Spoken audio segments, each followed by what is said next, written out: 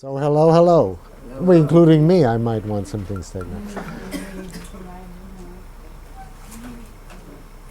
So I plan to start right in and talk theory and come back later to what is philosophy and all that sort. But I can't stand to do it. I'm a philosopher, and so I have to start by saying all theories are sometimes wrong. Like mothers, of course, too, are sometimes wrong. Yes, absolutely. So perhaps one more thing I need to say is if you really believe a theory, then it's wrong. And we can come back to that. That has to do with how to use theory, what good is it not. And Lynn really said that already. She said, well, if you have many and they conflict, then you're in good shape. You know, if the parents disagree, the child is free. All right. The first point I want to make has a name, and the name of it is interaction is first. Interaction first. So what does that mean? I'll come back to it.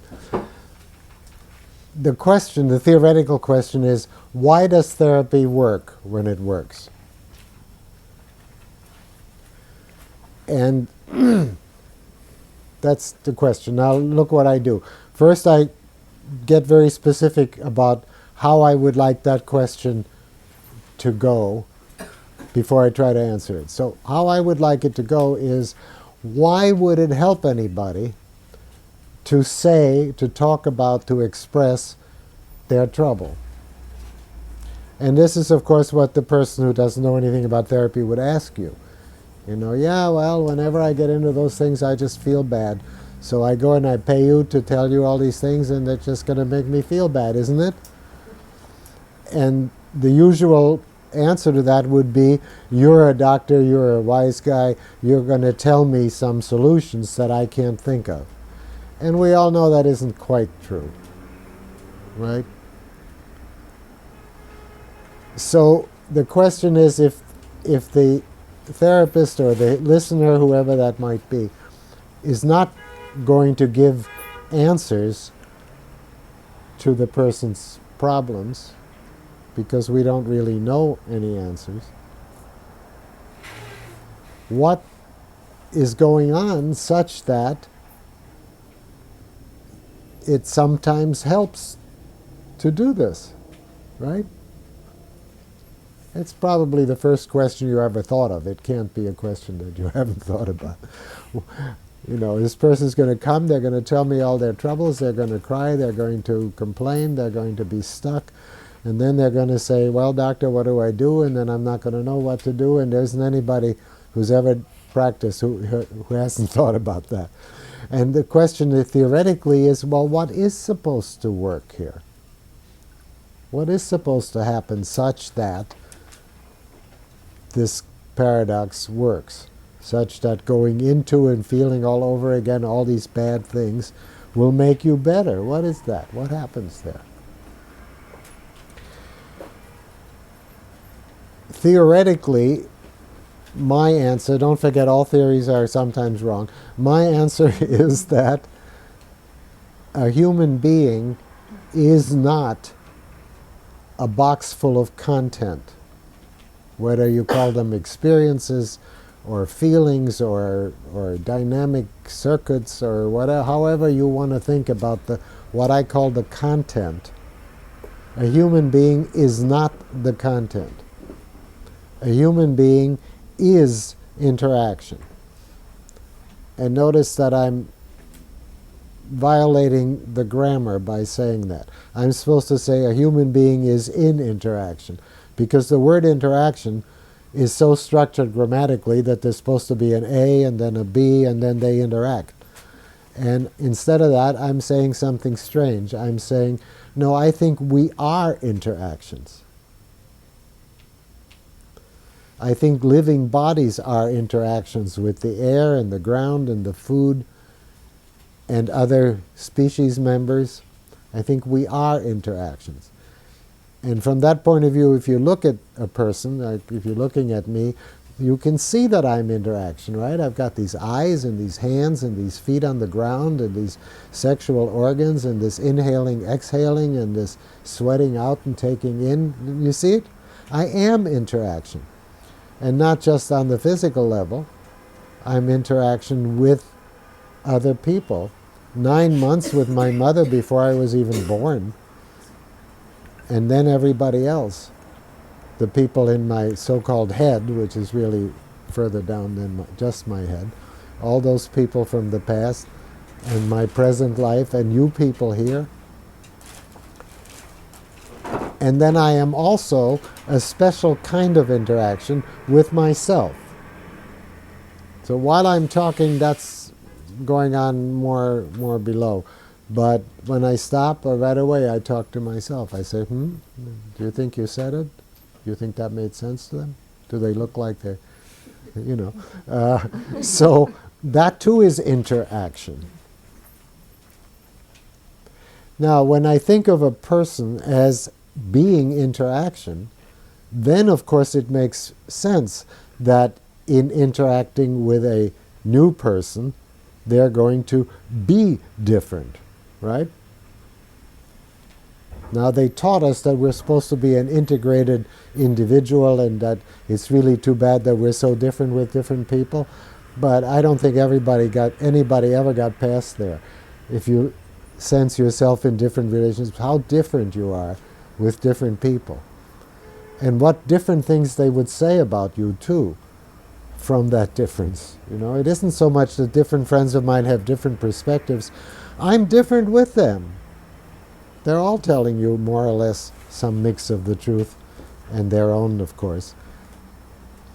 So my job then as a therapist is to be the kind of interaction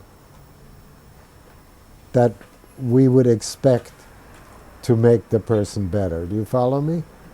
Now the puzzle, the paradox is solved. We understand now that it isn't that the person is going to lay out all their bad things and as a result of that they'll be better. Rather, the person is going to lay out all their bad things to me, or with me, or at me.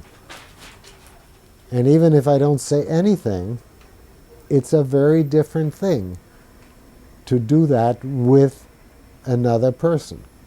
Of course, then next we want to ask, well, what kind of person, and so on, and we'll get to that. But with each person, really, it's different, and it's very different from doing it alone.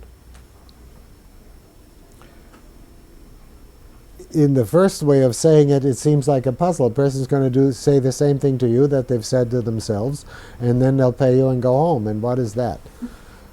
But actually, the content is not the person. The content is different even if it sounds the same. Even if the person says all the same words that they said to themselves alone in their room, it's different to say them to you. It's a different living process.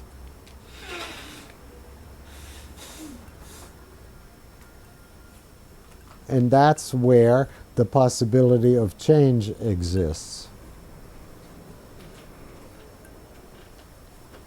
And you all know that, but theoretically speaking, I'm doing something important. I'm setting up concepts that are different than the usual concepts. I'm saying a person is an interaction on many levels, physical, interpersonal, and with themselves, and with you. And I'm saying, secondly, that the content is a different living process, even if it sounds the same.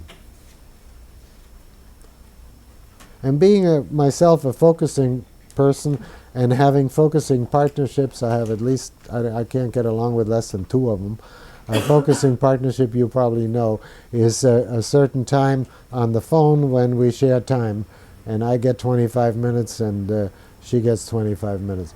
And that usually comes, for me, rather later in the day, so that I've already done my own focusing by myself.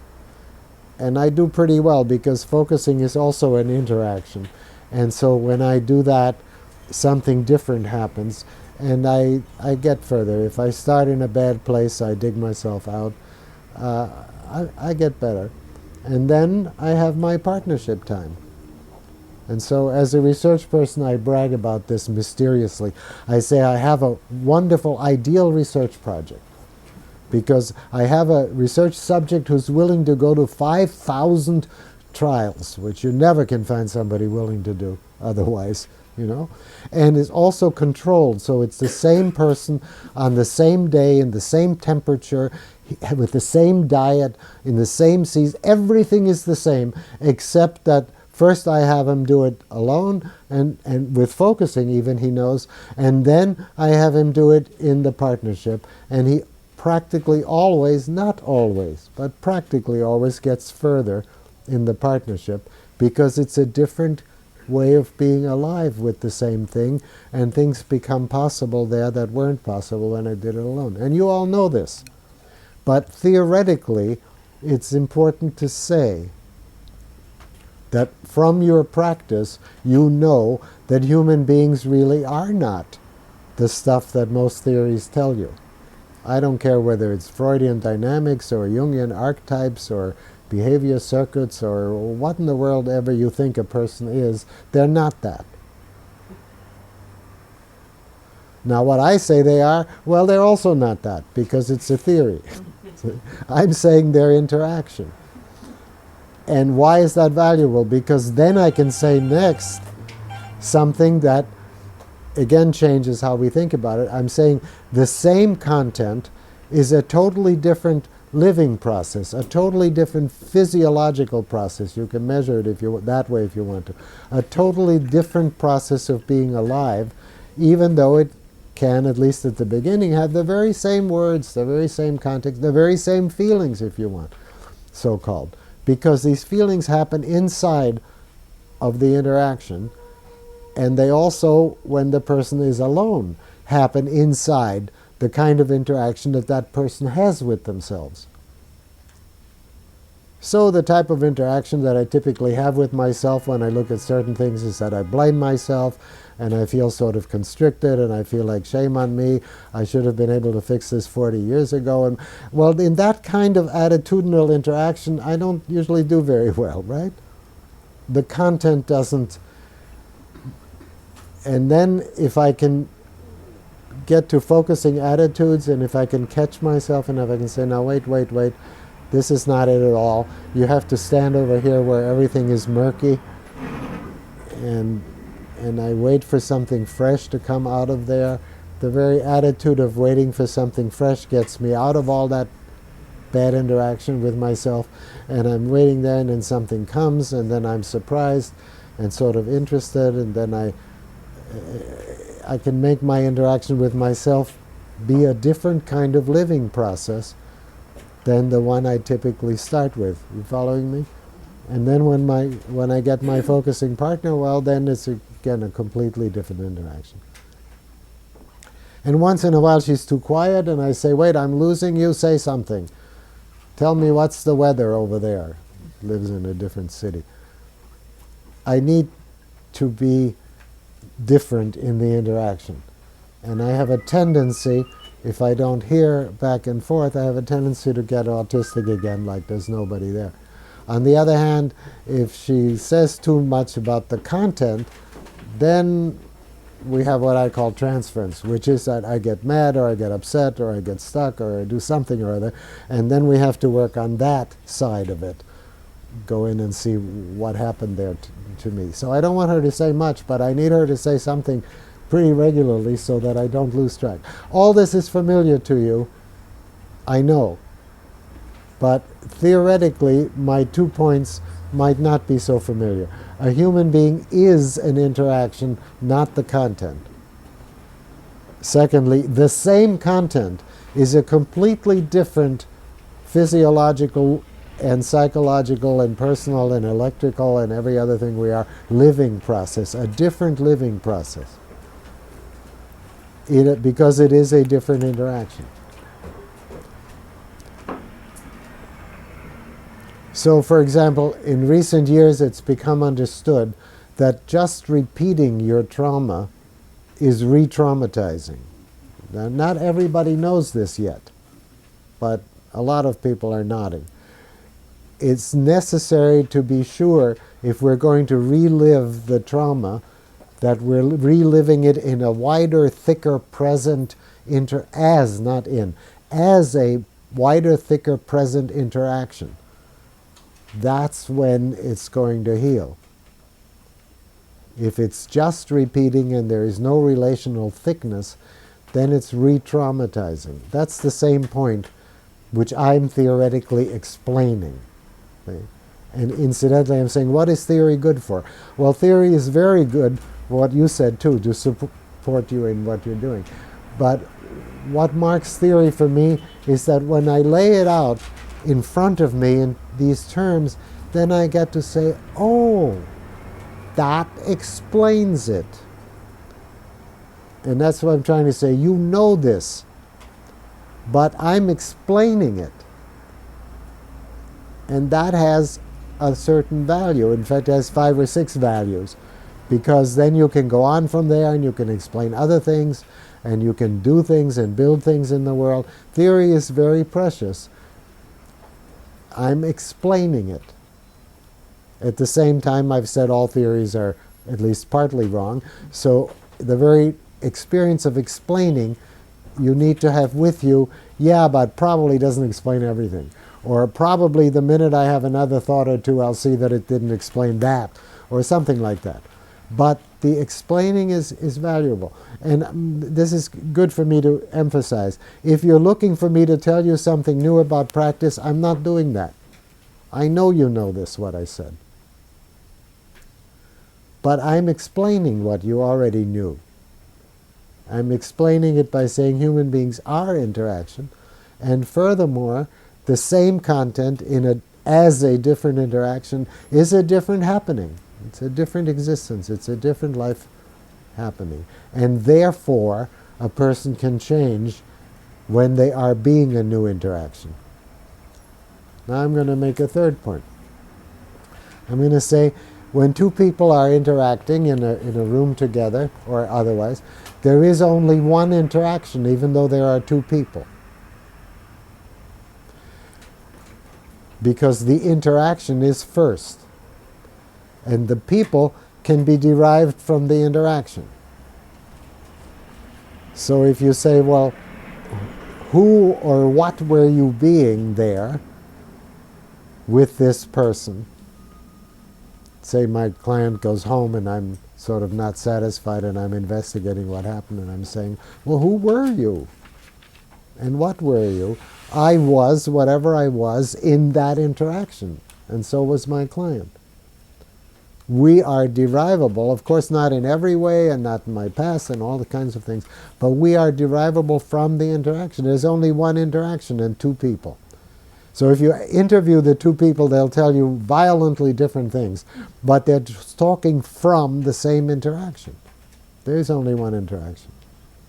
So when Carl Rogers put up his theory of 3 conditions, empathy, genuineness, and positive regard or something, he added a condition. He said, but the client must perceive those conditions. And I was in therapy at the time and I argued with him. I said, it's not true. The client does not have to perceive the conditions. The client can be absolutely clear that the therapist is not positive about the client and does not care about him and is not genuine, and still the therapy will work if the therapist is actually positively attuned and genuine and empathetic. And at that time, I didn't have the theory. I only had, but it took me 1.5 years before I ever perceived these conditions. How did I get there in my therapy? I was absolutely sure that this nice middle-class, mid-century, lovely man couldn't possibly understand me, this monstrous thing that I was. So if you'd interviewed me then, I would have said, no, none of these conditions obtain. In retrospect, I know they were there. There has to be a way for somebody to get from to, right?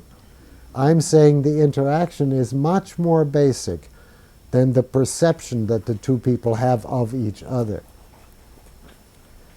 If you want to know what the interaction is, you have to sense it. You have to feel it. You have to say to yourself, what's going on with me here now? Then you can feel it. And then if it's unsound, you can find where it's unsound. Oh, I'm getting all tight, or oh, I'm withdrawing, or oh, I wish I weren't here. Well, that's not the kind of interaction that's going to help anybody. Oh, so well, why do you wish you weren't here? You know, what's happening? Oh, you're scared. Oh, this or that. And we all do that again. And that's interacting with ourselves to get whole so we can. So I'm asserting that if you can make the kind of interaction that's going on the kind from which you can expect that somebody would be better, then you're doing the job.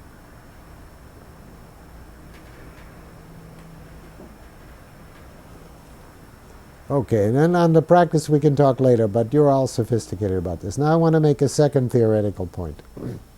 I thought I would have questions in between, but now I think I'll go through because otherwise it'll take too long. My second point is that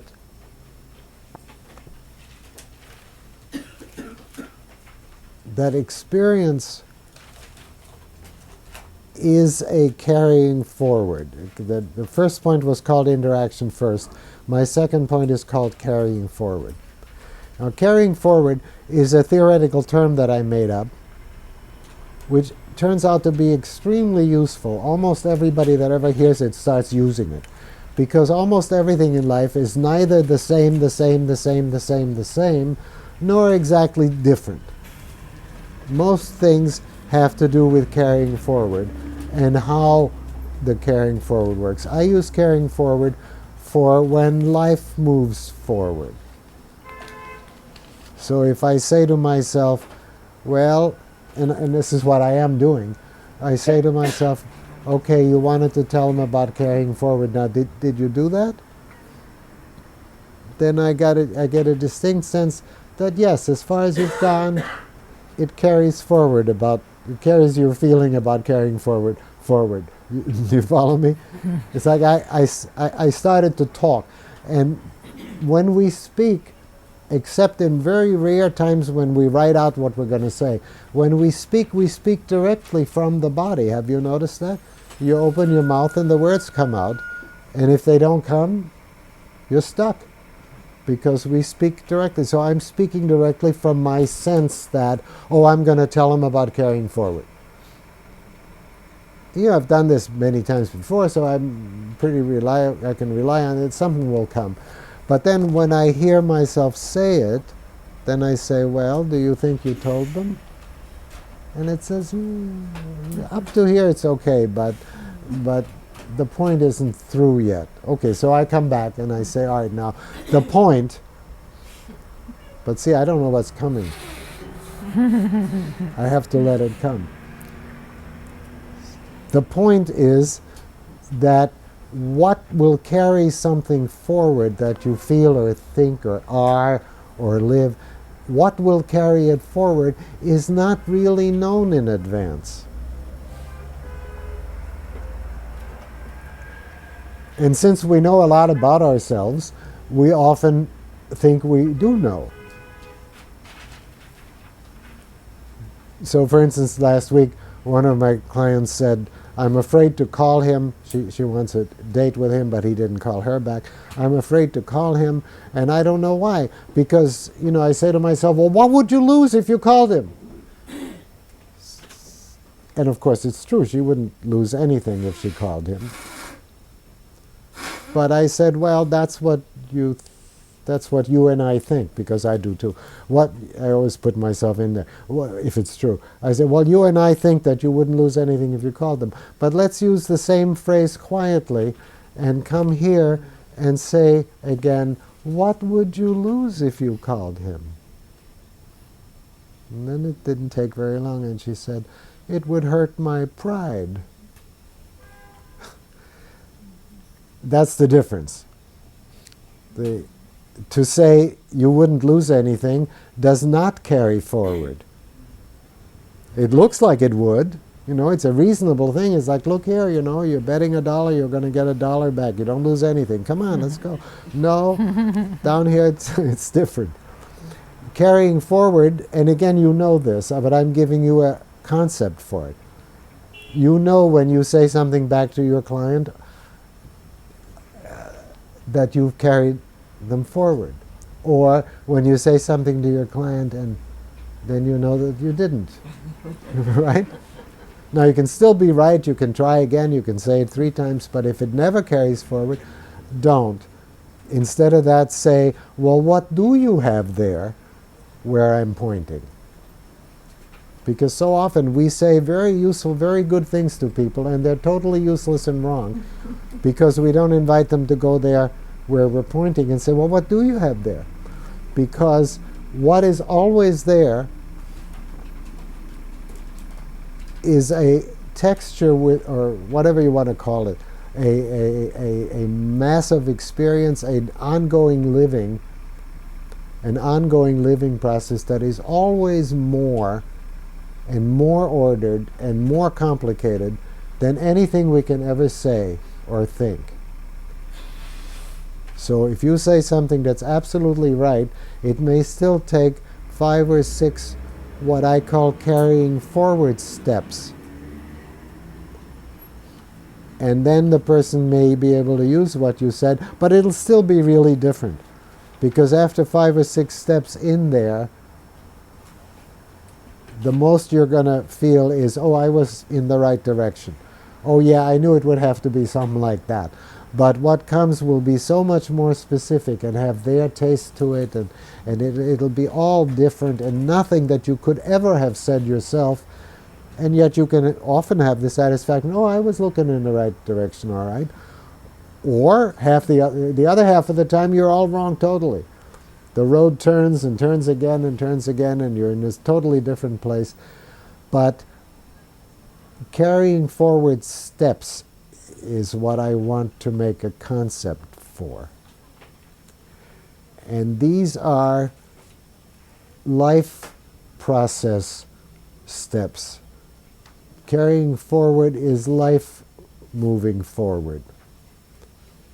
And you can feel that. It's like exhaling when you're holding your breath, or it's like inhaling when you haven't breathed. It's like eating when you're hungry. It's like going to the bathroom when you need to. It has a continuity to it that you don't make up.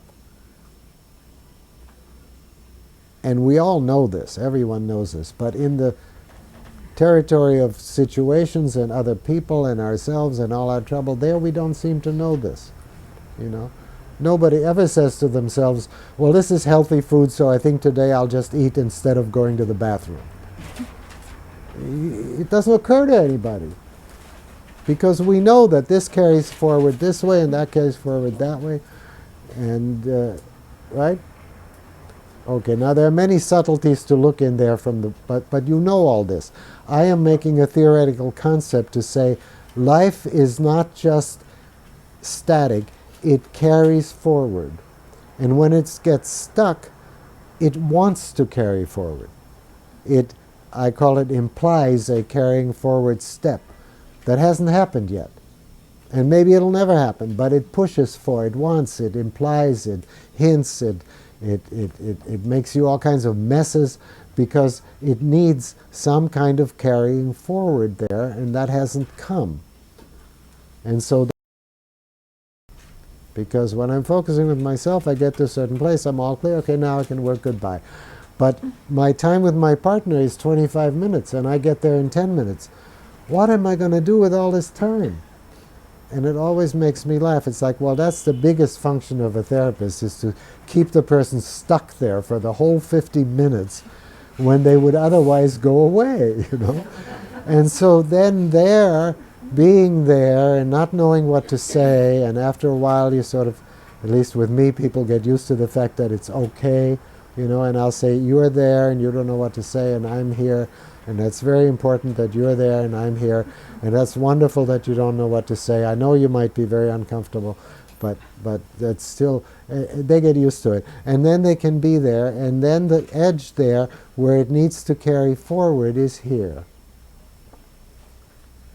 And they speak from there, and they get stuck. And then I very often make my wonderful suggestion or proposal or whatever it is, which comes from good experience, and I know it's a real thing, and once in a while things actually move from it. usually their face tightens up and I say, well, yeah, that's what I think, but what do you actually have there? And then we make room for that, and it breathes, and then these carrying forward steps come. And the beginning, at least, they're very characteristic in that they don't usually, it wouldn't make a good Hollywood film. They don't usually come, oh, this is the solution. What comes is, oh, it's a little different than what I said. I don't think I'm exactly ashamed. I think I'm like that. I don't have a word for it, but it's more like, or little transference steps come there of, well, you don't really understand or whatever. Or funny steps that you don't brag about 5 or 6 of those, and then finally something comes that you could write an article about. Oh, that's how it really is, and oh, yeah. Oh, that's, and I'm happy, and the person still looks completely sunk, and so I say, oh, that doesn't help enough or something, or yeah, that's right, and you know all this too. But those are carrying forward steps. And so what is a person? A person is in interaction on many levels, and a person is a carrying forward process, a life process. And that's what life is. And everything I'm saying about carrying forward applies to dogs and cats and horses and plants, and every living thing carries itself forward, and if it gets stuck, it's right there. And if you can water the damn plant within 3 months, it'll still come, because it's right there. It's ready to go. And that's what human organisms are. And my third theoretical point is what I call implicit intricacy. And some people have to have Latin terms for these things. So, right? So these are very important because nobody believes you in the theoretical world unless you have arcane terms. So please learn carrying forward and implicit intricacy and interaction first. Because those words right away don't make any sense, so people can say, what is that? But again, you know that, and there may be something I have to add a little there, but the living process, the experiencing process, is, even in plants and animals, is an implicit intricacy, which is to say that anything we say or think about it, any scientific theory about it, any theory, anything we ever say, is wrong if you think that that's what it is. If you think that it may be helpful to think about it this way, then the theory can be right and can help a lot. If you think that living is actually made up out of these verbal conceptual units, then you're wrong before you ever even start to say what the theory is. Are you following me? Well, you all know that too, because you've all experienced with yourself and other people that sometimes the theory is really wonderful and it helps, and then the next minute it's all wrong, and because life is not made up of theoretical units. It's not made up of any units, actually. It's a carrying forward interaction. And so it's always implicitly more intricate, implicitly more complex, implicitly more interesting. Sometimes I beg my client, let's be interested in you. I know the situation is urgent. I know you've got to stop this and you have to find another way. I understand. But let's be interested in you too, at least, so that we can have some joy in finding how interesting and intricate and complicated and unexpected and surprising and unpredictable this really is once it opens up. And then I don't think I would say all that to a client, but maybe I would.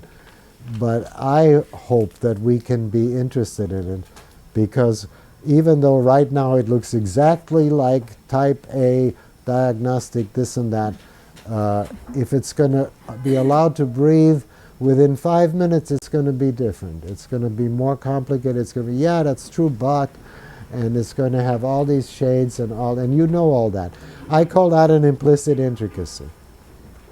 If you theoretically assert that that's what human beings are, That's what pathology is. That's what all the dynamics are. That's what the archetypes are. That's what the behavior circuits. I don't care what you name it.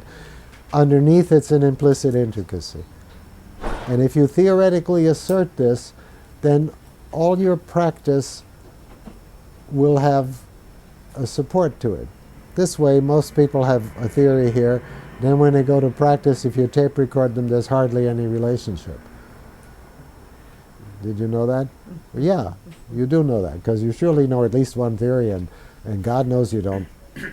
You're not this machine that does that theory, right? Once in a while, the theory will help. So my third point wants to be what life, a person, a living thing, all these words really refer to. What's really going on is an implicit intricacy.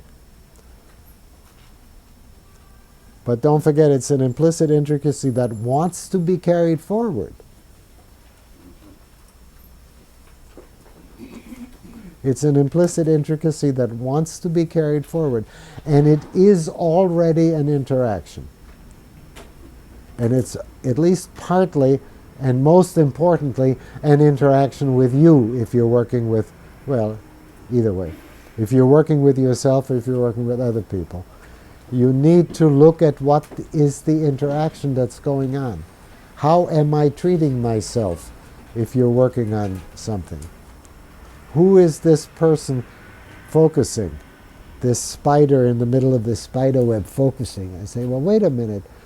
That's not going to get me any different. Let me first go in there where it isn't just that, where I can be in touch with the murky ongoingness. And of course, if I'm working with somebody, is this the right kind of interaction? And half the time it's not. But it allows me to then move in that direction. Oh, I see.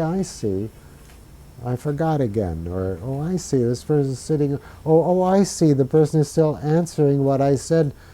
Here I thought I got them back on their own track, but they're still explaining to me why I'm not right 5 minutes ago. Oh, God, we don't want that. I don't want my person spending all that time answering something that I already know wasn't helpful. So then I come back and I say, now wait, that you're still answering me. I know that wasn't right. What do you actually have there?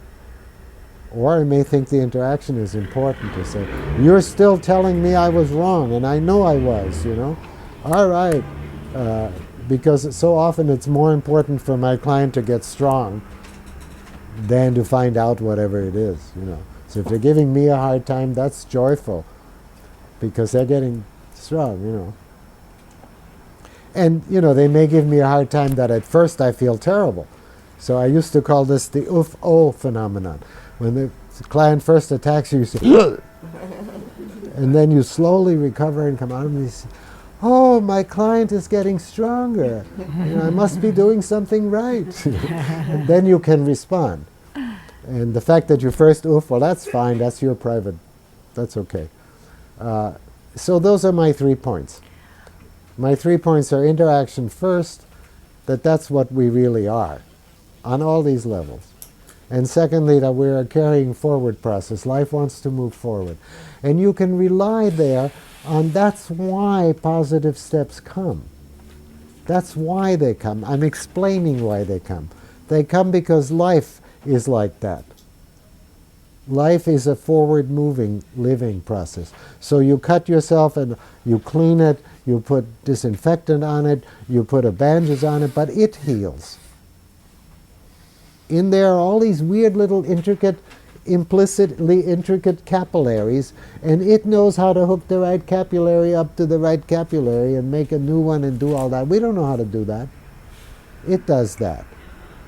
We might have to hold it together so it can do that, or we might have to clean it at least, or whatever. But living things tend to stay alive. So this is opposed to an abstract principle of self-preservation or something. But no, it's not an abstract principle. It's what is actually happening. You're actually inhaling and exhaling. When the pressure on your butt gets too bad with these bad chairs, you shift a little so the blood can go. That's all happening without you even paying attention to it. So that's what life is. And that's why when we provide a certain kind of interaction, the person gets different in the interaction, but not just different. My second point is they get better. Life can move again. And we can then use this framework to put details in there. We can say, now with most, we don't know where exactly the person is stuck, but if we can provide a certain kind of interaction, it will exactly provide the carrying forward, even though we don't know what it is. Because it's a life carrying forward interaction. It's a, oh, I see you, and that's good, and oh, and then if I make words for it, they won't be right. But you know all that. Okay, now I think all I want to add to that is that was theory. Can I ask for Yes. a little bit more explicit comments about what's individual about humans? Because isn't that interesting? And that's what I wrote down to do, and then I didn't get to it. Really, really. I wanted to say, and I did plan to say it because I prefaced it by saying, well, on this one I think I have a little something to add that isn't in most, at least, of the theories. And that is that the implicit intricacy is really, really different in each person. And some people have always said that, of course. Each person is a completely irreplaceable take on the universe, or whatever you want to call that whole thing.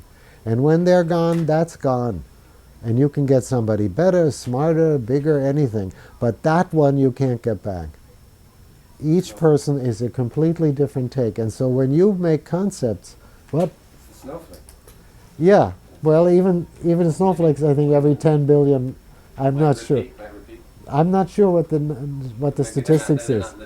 But each person is a snowflake, absolutely, like that. And you're not going to find another one like that. And that means you are one of those. Which means that if you make, well, see, now I'm in philosophy. If you make concepts from down there, you're going to tell us things that nobody else can. And nobody else will. But that starts with where things are unclear. If you just take my concepts and all the other concepts and rearrange them, that we have all that in the library. You would have to go to where you have some living that hasn't spoken. If you speak from there, because we're each completely different, and yet we're all interhumanly social, so that what you are living there is completely different. But if you speak from there, then we can all relate to it. And so the more autistic something is, I always say, the more private and autistic and unspeakable and having that soggy quality, that's you-ness, the further down there it is, the more meaningful it's going to be when you can speak from it. Because it'll be further away from all the jabber that we have anyway. Okay. That individuality is so interesting, because if somebody comes and sits down, you can know that that's what you have there. And they may not say anything interesting, they may say only trite things, but they're one of those, if you can get them speaking from there, right? Now that degree of individual irreplaceableness, many theories don't have. But it's not new with me. I mean, you can find. Did I do it? Yes, oh, yes, thank you. Carried forward her We were feeling. looking forward to that in our FOT program. Oh, good. Yes, you did. Oh, good. Okay. So now we could have some comments, some questions, some. Yes. I just want to say that throughout your entire talk, I have heard the most cosmic laughter. And I am so You've heard the most. cosmic laughter. Oh, yes. I am so delighted. That's really nice. Thank you. Well, I want to tell you that you have been sending me that reaction the whole time. Because when I talk, I live off people's reactions. And It's an interaction first. Yes, sure. Sure. It's not just what you say, but There's been Absolutely. yes. So that's very, very fun. That, yes, yes, You, when you were referring to trauma, that yes, bringing the trauma forward is traumatic, yes, and you were saying that the relationship has to be thickened to yes, make it something other than a re-traumatization. yes. What do you mean by the thickening of the relationship? Well, of course, that's surely the right question. Well, from the inside of the client, I know the difference right away because I have what I described in my partnership is like that. I got to a certain point in my own focusing, and now I have my partner. And so I start to say the same thing. It doesn't come out the same. If it does, something's wrong. Then I go see. And it's almost that quick with this particular partner, but let's say a more ordinary, it would be if I'm into it a ways, and then I see that, oh, I'm just talking to myself again. That feels different. Okay, now that's not answering her question. I'm just starting by saying one place I do know the difference is from the inside as a client. I know the difference. And I knew it as a client when I began. They were talking about the relationship and all this stuff, and I would, in talking about your therapist, they were measuring what people were saying about, and I was much too shy to ever talk to my therapist about him.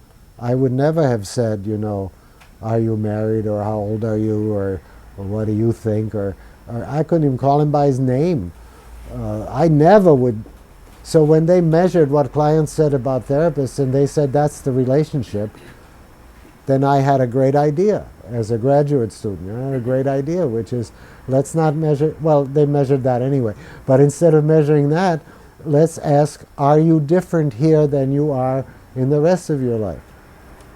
Because I would walk in the door and be different. Okay, now how the hell do you know this from the therapist side? Is what you're really asking. Is not so simple. But I can feel when a person is losing me. I can feel when I'm here, even though I have clients who stare down all the time, sort of steadily, and yet I know I'm there.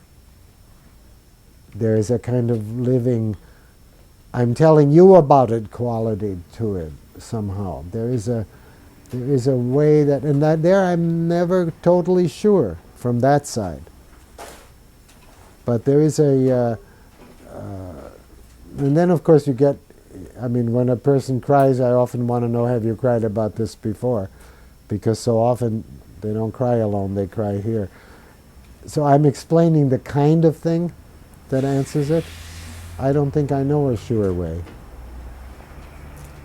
I couldn't hear the last thing you said. I said I'm explaining the kind of thing that it is, the kind of differences. Sometimes I really know as a therapist, when this person comes, they're alive here with me in a way that they are not elsewhere. And sometimes I don't know. And I'm taking your question to mean when you don't know, right? And so I'm saying, well, what do I go by when I don't know? Well, there's a certain tone that I'm still there, that they're speaking to me, that they're aware that I'm hearing this. They're giving me reactions of, oh, you didn't understand this exactly, now I have to tell you again, or, oh, I forgot to tell you, or I'm present. And so I wouldn't let somebody be alone with me very long if they're repeating an old horror place. Oh, that's another, see, I wasn't conscious of that, but that's also what I do. I make sure, too. Like I leave people sit quietly when they go down there.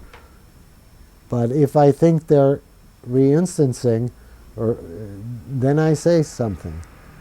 I say, well, what's it like there? Or can you feel okay about this? Or can we welcome it? That's another big thing.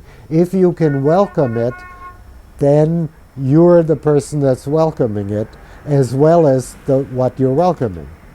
Did you know that one? That's another one. You all know this one, but theoretically it's important to say. Or there's an adult and there's the child. Can we care for the child, I will often say. And I say we because I don't want to give somebody an impossible job to do. Go take care of your child. I'm saying you and I can care for the child. Now if that takes, by which I mean if the person looks at me totally puzzled and says, what the hell are you saying? Or, oh no, I hate the child or whatever, then it didn't take. But if it takes, then we're okay. So all of that is not really answering hard and fast that I know, but right? So if a person were going through a reliving, I would interrupt. Oh, that's another thing. So many of my trainees are lovely, shy, sweet, gentle people. And so every year when I was doing the practicum, I had to say, now this week, interrupt everybody, all the time. You know, everywhere if you have a chance, you know, your family and your other students, anybody, until you get able to interrupt. And then we'll go see exactly where you should ideally interrupt. Because it's very important to be able to interrupt. And you might get shy and not interrupt. But you don't interrupt by saying, oh God, you're doing something bad, or anything like that. You interrupt by saying, how is that for you now? Or I want to be with you, or any damn thing.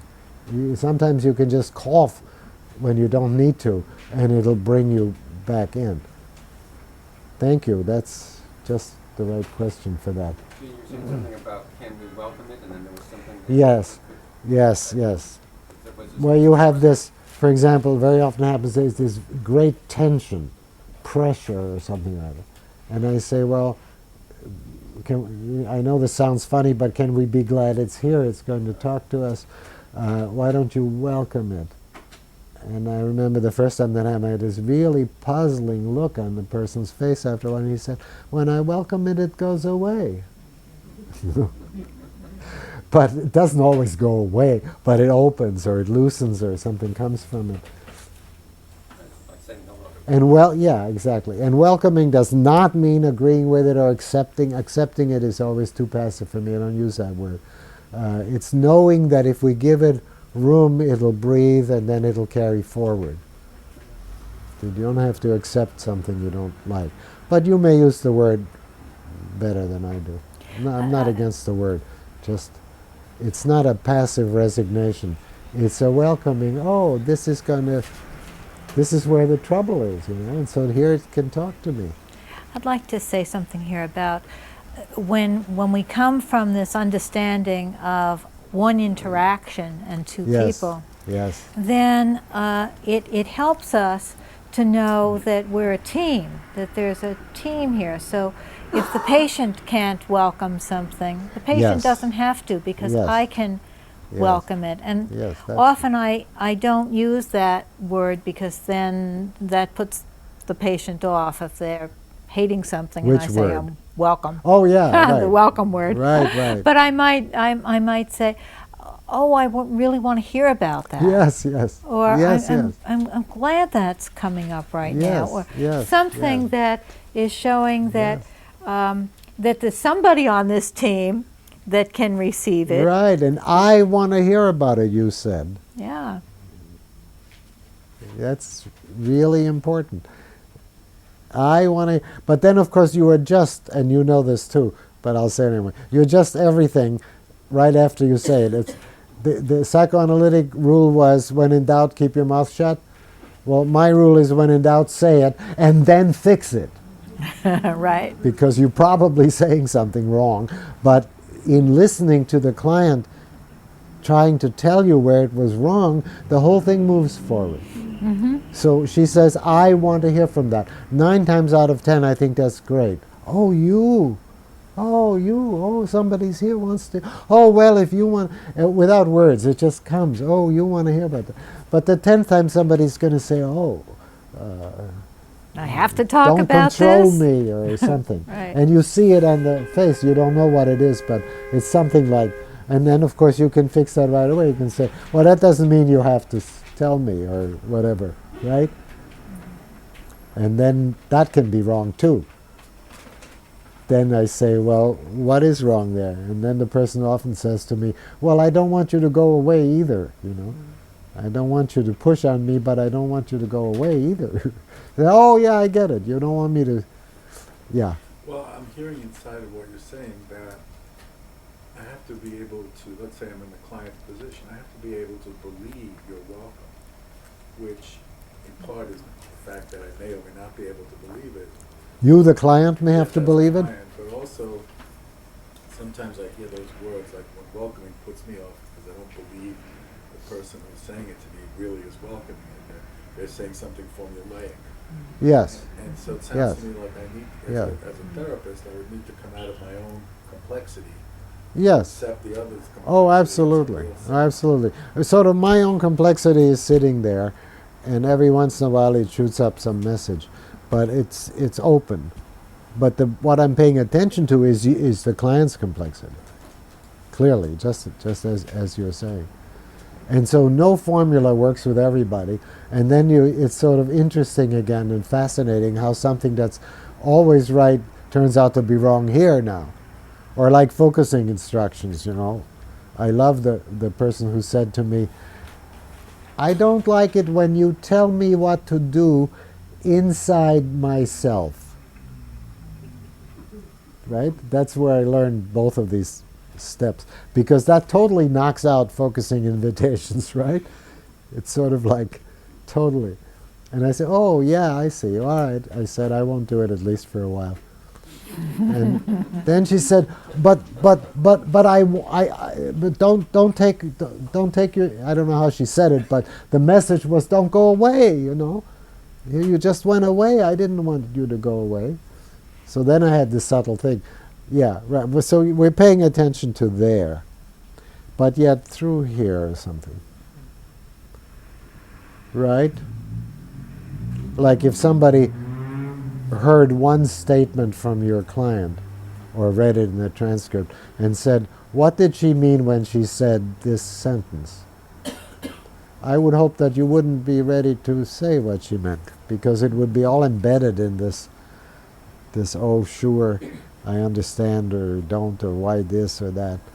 So it would take you a few minutes to dig out of there and tell the person what this sentence means, because you hear it into your what you're bringing, right? Which is what you've understood up to now.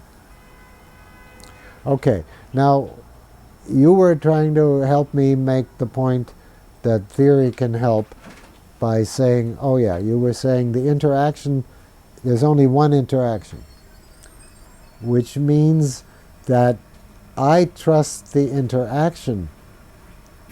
I don't mind if the client does not perceive. Oh, somebody did say that here, right? Do you say it? The client has to perceive your, I don't think so. Yes. I said it about Rogers, but you sounded like you said it, but you didn't mean that. I mean, I have to believe you. Oh, believe you. No, you don't have to believe me. I have to make sure that I am actually welcoming your disbelief. See? That this moment doesn't turn backwards. That, as you said very well, that I'm demanding from you something that you haven't got. That's not a good interaction. We all had those. We don't like those. Oh, I see. Yeah, well, that makes sense to me. Why should you believe it? You know, you've got a lot of experience. But I'm perfectly clear that I'm welcoming him. That's what counts. That's the interaction, right? And so he tells me I'm an idiot. Well, isn't that interesting? Yeah, I see where you got that. I see. I sounded like an idiot to you when I said, well, I don't think I was, but yeah, I see. I need to be welcoming. Then it'll take care of itself that he doesn't believe it. And of course, it's a little tricky to welcome the negative, but that's what we all need to do. One interaction, I'm saying, comes in other. Yeah, more questions coming. Tell me something. Tell me something that yes. Life wants to carry forward. Yes. Where we're stuck is where that happened. We say again? Where we are struck is where that happens. Yes. Does that ever evidence as a wish to self-destruct? I mean, is that a quality of stuckness that then occurs, or does carrying forward itself ever, I mean, as cellularly? Oh, happens, yeah. like- Oh, sure. Everything that we call bad has its life forwarding desire twisted around. It's sort of like a little later it'll be, oh, that's well, what shall I say? I must know 20 different things that a desire to kill myself might be. And then when I have this person, it's going to be the 21st, and it's going to be something else. So going back, I'm saying, oh, there was the person who, when they focused way far down, said, the thing that wants to die is really saying, will you love me? But your biological analogies, where we know we have cells that are programmed to self-destruct, for instance, as part of the carrying forward of the life. No, that's a biological theory. I know a guy who studied cancer cells, and he says they're incomplete cells. And they want to complete themselves. And so then I checked this with this is a very close friend of mine, so I checked it with a hotshot guy who's developing something at Sharon Plow. And he said, yes, he said, and we even have something to help them complete, but it only works 73% of the time, and killing those cells works 91% of the time. So the company is not investing in it. And that's the way it is with all these things. You hear about something totally negative, and then if somebody can go in there, that's why I always wish concentration camp guards would come in therapy with me, but they never do, to find out what that is. This thing that wanting to go forward seems like an ongoing. It's often going twisted. Out of cycle, you know, in other words, it Yeah. doesn't seem to have the No, end that's point, better. but No, it closes no, up. no. There's no question about what you're right, and I'm trying to talk after that. There's no question that what it gets twisted. And not just self-destruct, but evil stuff gets, it's a twist of life energy. So to say, oh, it's all the lovely life energy wanting to move forward, I'm so glad you bring that up now that I realize that. Because a lot of people feel that way. As long as they're not being attacked on the street, they feel like, oh, sympathize with the poor person that's attacking you on the street. Well, I do, but that doesn't mean you shouldn't call a halt to that crap when it's happening. You see what I mean? Life is trying to move forward that way too. But I'm not at all in favor of saying, oh, she has a right to commit suicide. I'm not. And I'm not in favor of sympathizing with the sadist until they get to the point where one person I worked with said, oh, what did she call him, Mr.? I forget what she called him. There's this huge Mr. somebody who was her sadism circuit. Oh, she said, there's a baby crying at the bottom of him. Well, now you can sympathize freely. But up until that point, you know, yes, welcome the feeling, tell me about it, but don't do it, right? So the twists do happen. But what I'm arguing against is to take the twist and make it an entity. The cells want to destruct. No, I don't think they do. But they're destructive, all right. It's like an ongoing They're destructive, growth all right. process. You don't see growth in your view, in your overall image, does not include a death moment.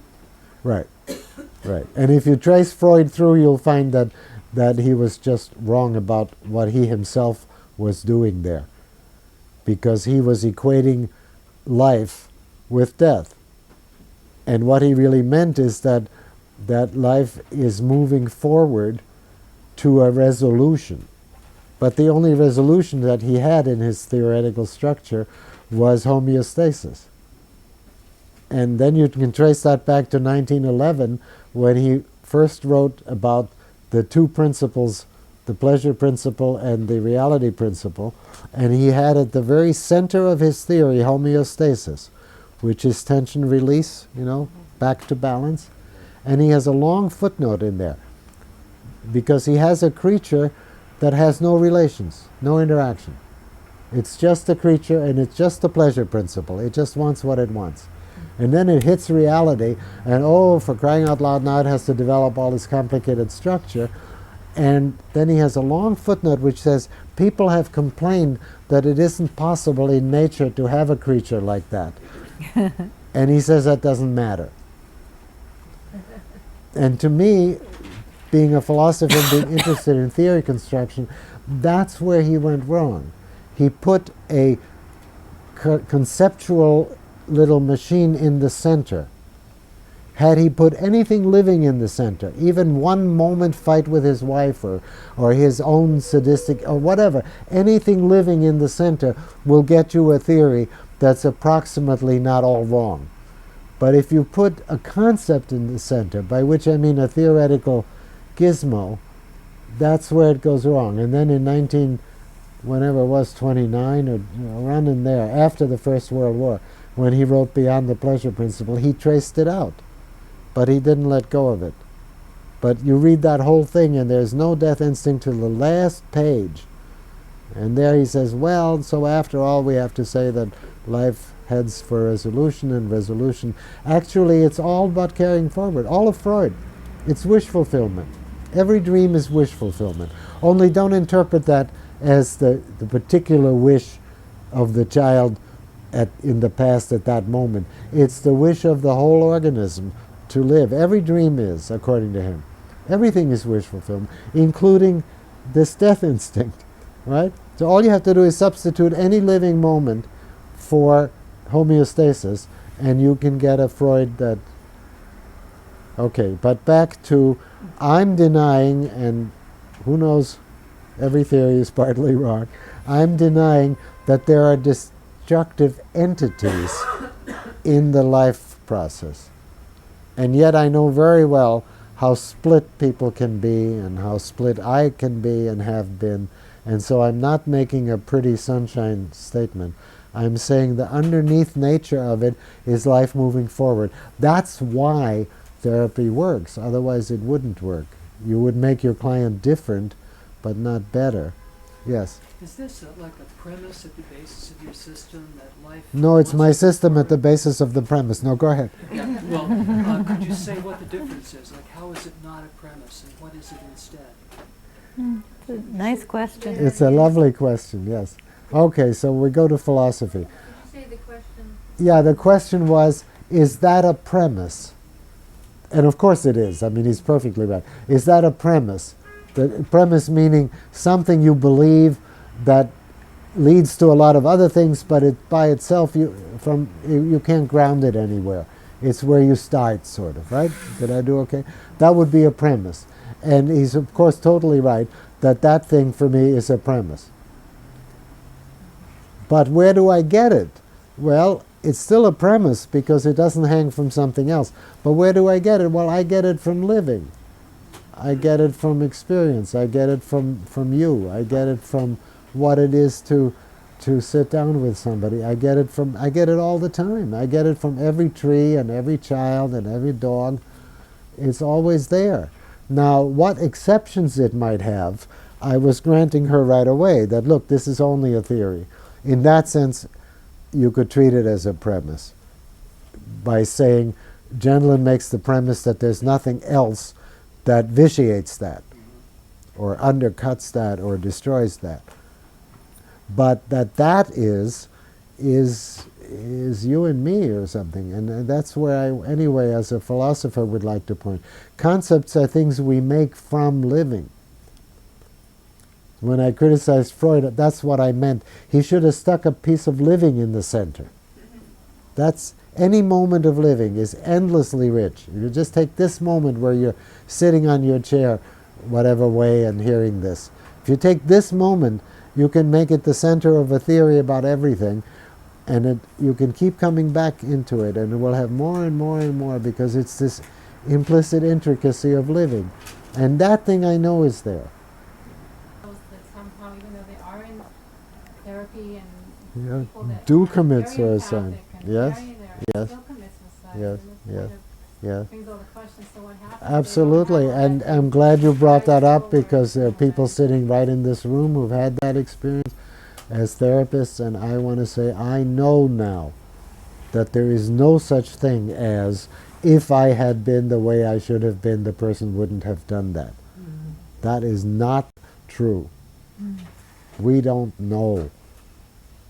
And so often, don't you know the other thing where you can behave perfectly as a therapist, and your client is stuck and goes home all upset and comes the next week and says, well, I was talking to my sister and she said this and so, and that opened everything up for me. No?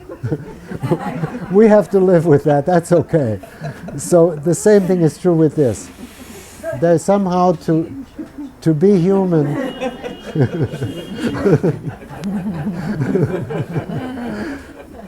To be human is to live at this edge where, you know, you cross Houston and you get run over and this was the day you're goodbye.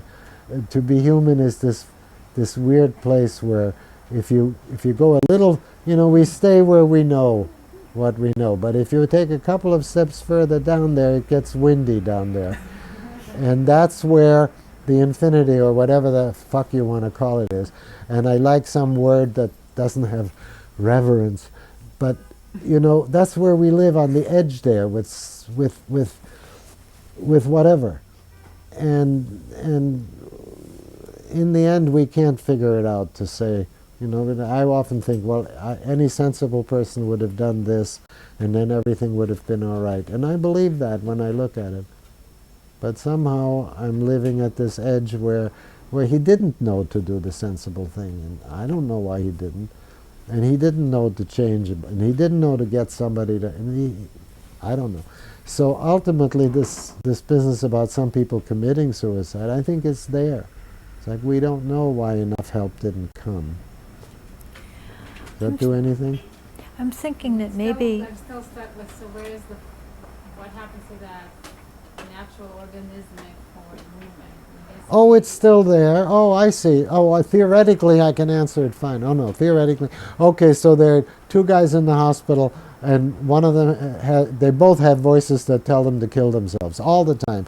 And finally one guy hangs himself by his belt.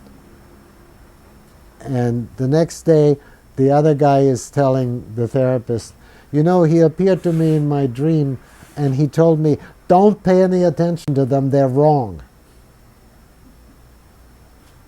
That's quite a story. I don't know what it means. I mean, it's his dream, right? So it's his projection of what this guy would say to him, or perhaps, or something. Or maybe it's the guy saying, now I know they were wrong. I don't care. I just know that the positive thing is always there, but it doesn't always win. It doesn't always undo, but it's always there. So then I say, well, I know you can be healed. I don't know you will be, but I know you can be. I know it's possible. Here's a medical evidence that it isn't. Well, yeah, but I know 10 people already who had that, and they're walking around fine 20 years later. The medical evidence doesn't say it can't be. But then I don't know if it will be. So theoretically, how do I express this?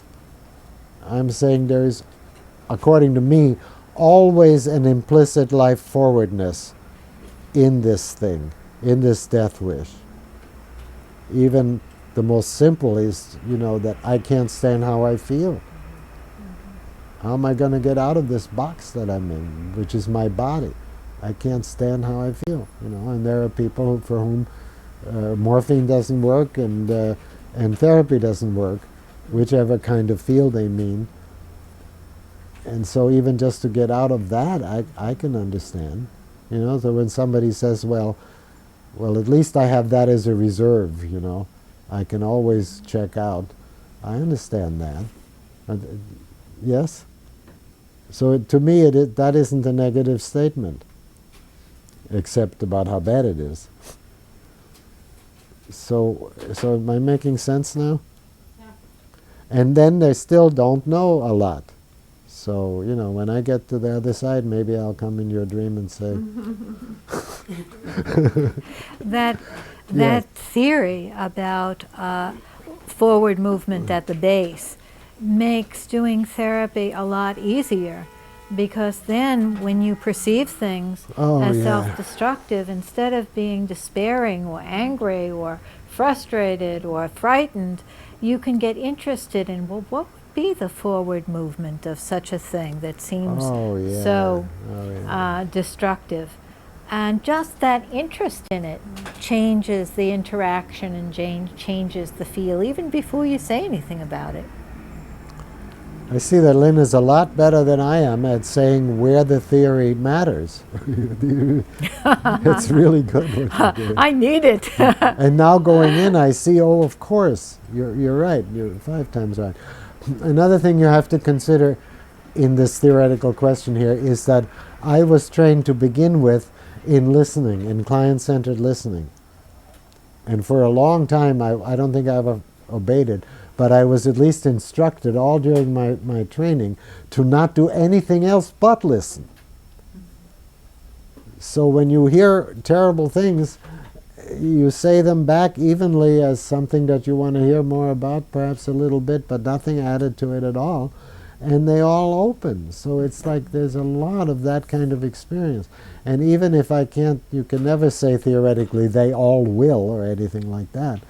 The habit of saying, this sounds horrible, so let's just wait a minute, is deep in there. You know, what Lynn said, I'm just underlining it. It's like it's so much easier to bear up with a person who's telling you that they're in a condition you yourself don't think you could possibly stand or handle. And yet, just by keeping them company, the principle, my first principle there was, don't let them go home alone. Keep That's them nice. company. Don't you be scared, because they're a lot safer if you keep them company with it. And you say, so I hear that there's really this strong desire to not live anymore, and you don't know really what's going to happen. And show that I can stand it. And they say, oh my goodness, what are we going to do now? You know, they can't possibly be feeling this way, which is my first reaction. I'm thinking that that unless there's anybody could that have a has break something now. immediate, we would have a break, and then when we come back from the break, do a short demonstration and then continue the discussion. Okay.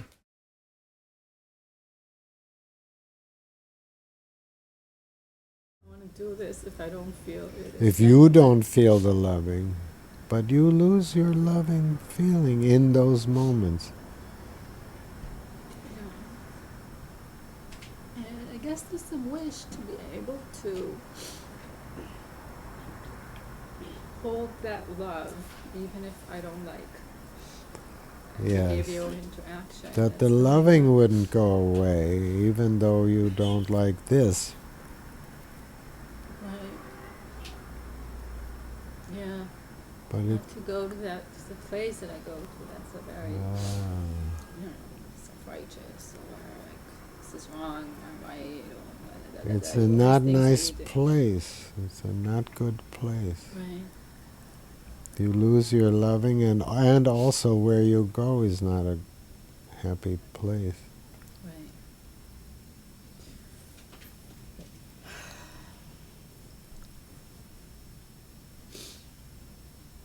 So my place that it's like I want something, a Uh-huh. solution. Uh-huh. Well, here's what you do, yeah. Right. Would be nice.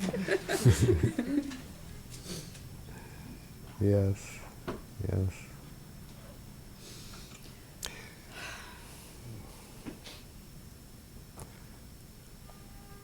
It feels like you won. Somebody, not you, but somebody somewhere wouldn't have to lose their loving when something ugly comes.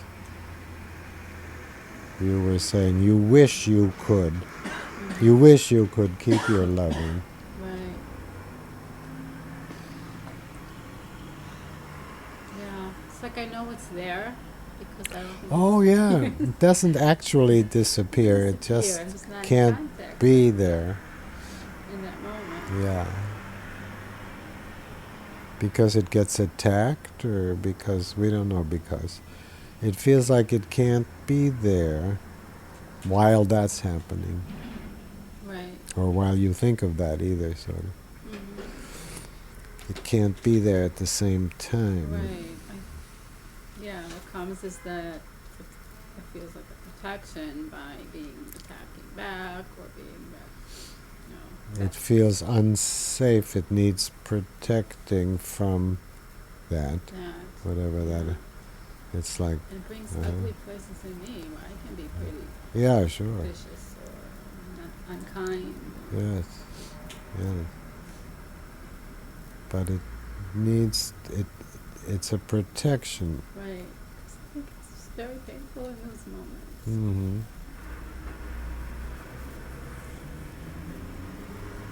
Yeah. When I felt attacked, it feels like an attack. Feels like an attack.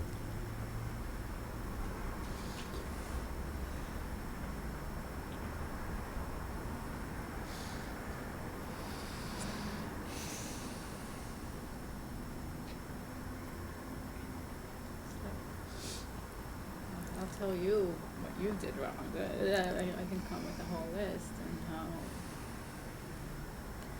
So it doesn't, There he says, my fault.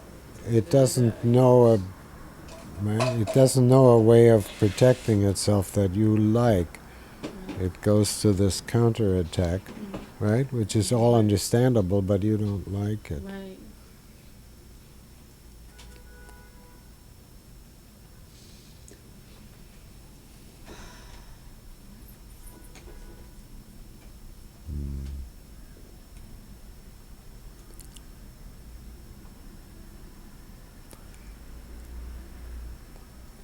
It's okay, I got this wand to tell myself that I don't have to do that. We don't have another way, but there could be another way. Right. I don't know. Let's Yeah. see if I can say that back. You would like to say to it, you don't have to go to this bad place and fight back in that way that you don't like. Mhm. There is another way to take care of yourself or to protect yourself, or you don't have to let it roll over you or something. But we don't have that yet. What it is. What it would Right. be that you would be pleased with or could Right. stand. Yeah. We don't have a response or a reaction that would take care of you and him, I guess.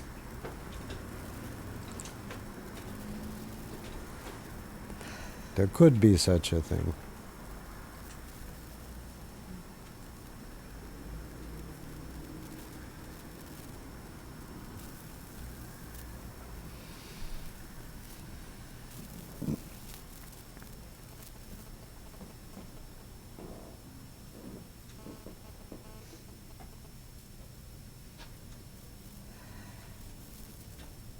Noticing an impatience with wanting to know that.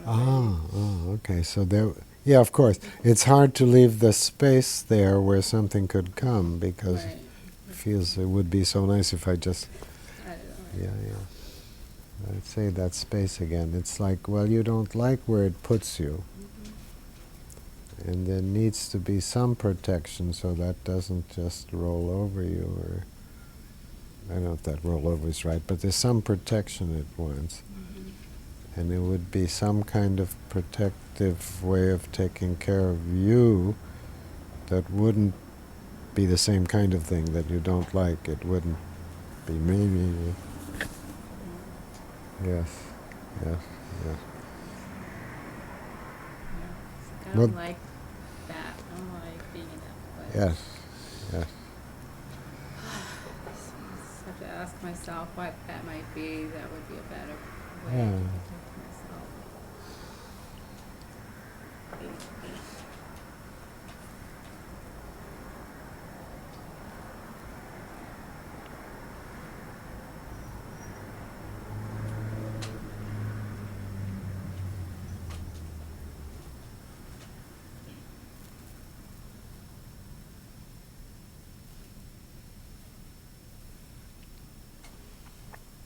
Noticing a little discomfort here.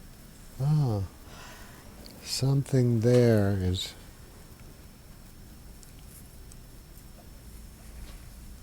It's like a fear that I won't find it. Oh, yeah. The question is too fast, like you're supposed to find somewhere. You're scared you won't find it.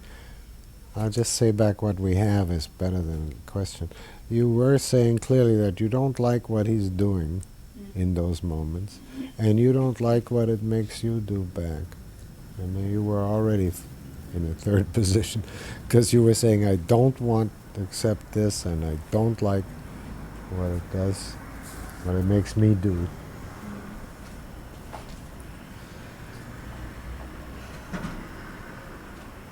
And then just there's that fear that I won't have another way.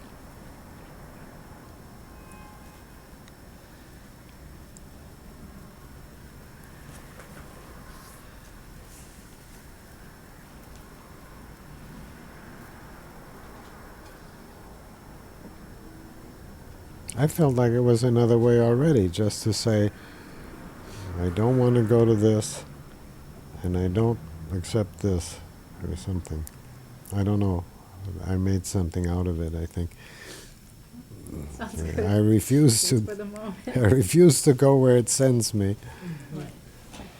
and I will not say this is okay or something. I don't know. My mind is producing answers for you, I think. I like it, and I'm very afraid that that in a moment I won't be able to Yeah, to do that. that's the further thing. There it is. Sure. You're saying, well, it's really easy to think that, but then you won't be able to do it because it's too upsetting and so many things, and what that you won't be able to. I'm just kind of practicing. Like, I don't like this, but I'm not going to do that.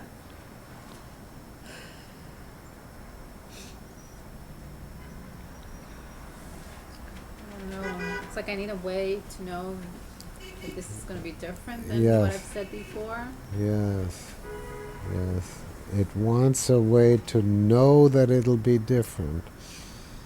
It's afraid it won't be different. Yeah.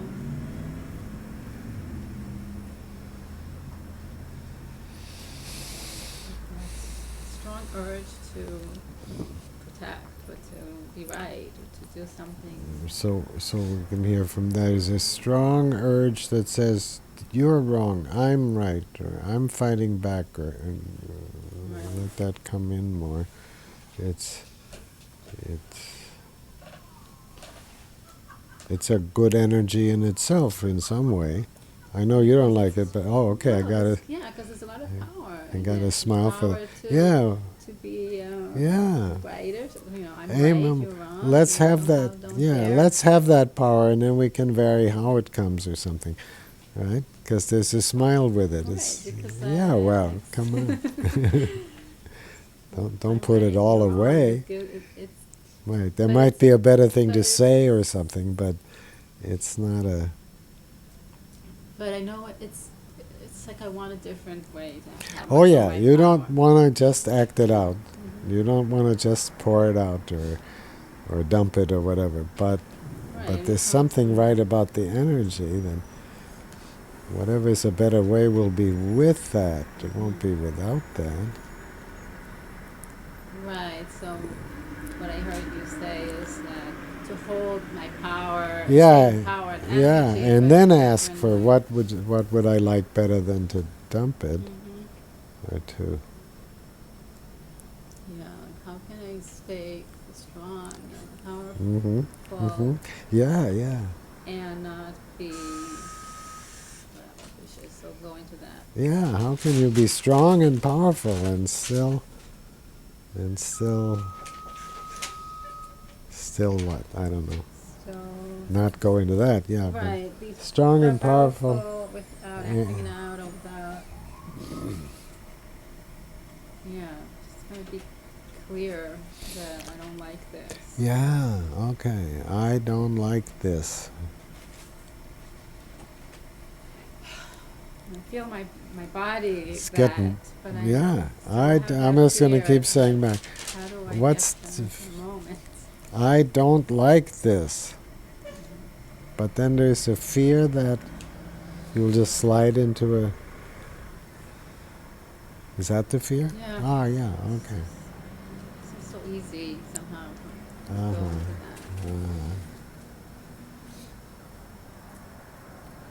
What came when I said that maybe this is not going to be believable, or will this be strong enough?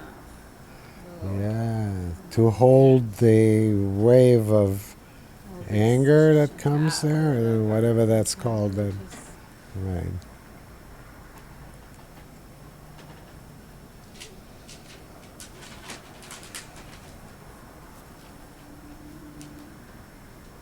Again, there's this place. It's right there, and it says, no, this isn't enough. This Not isn't going to enough, work. This is not, Right. I'm not there yet. And what something- will happen? What's it more? Is it a, what is it? It says we don't have an answer, but what is it? Is it a fear? Is it a too angry? What is down in there? So much anger at that moment. Yeah, So yeah, real, hurt, but really, anger.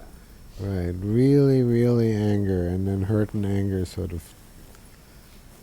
Yeah, it comes with such a sense of being wronged. I think. Yeah, you didn't deserve this. This was wrong. This shouldn't happen. You're being wrongly something, attacked, punished, something.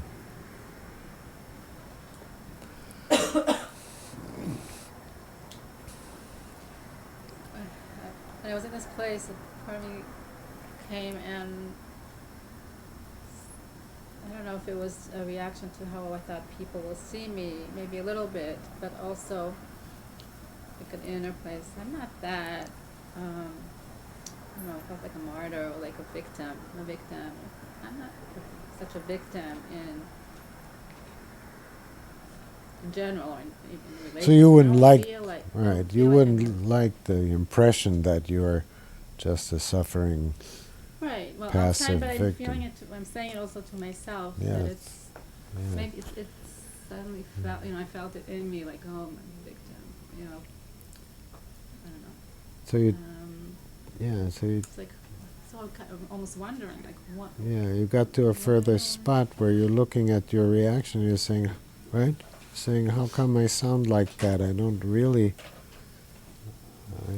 feel like a victim or like a passive that gets run over. That's not Right. really me, and yet I sound like that. What is that?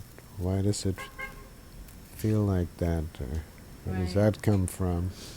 You got to a wider you. What? You got to a wider sense of yourself just now. You're saying, Yeah. oh, well, I'm not really just that Right. victimized, unfairly treated person.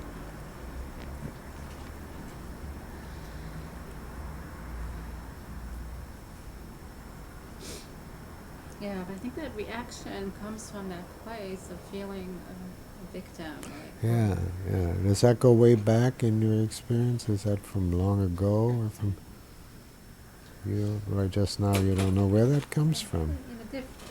In a different way.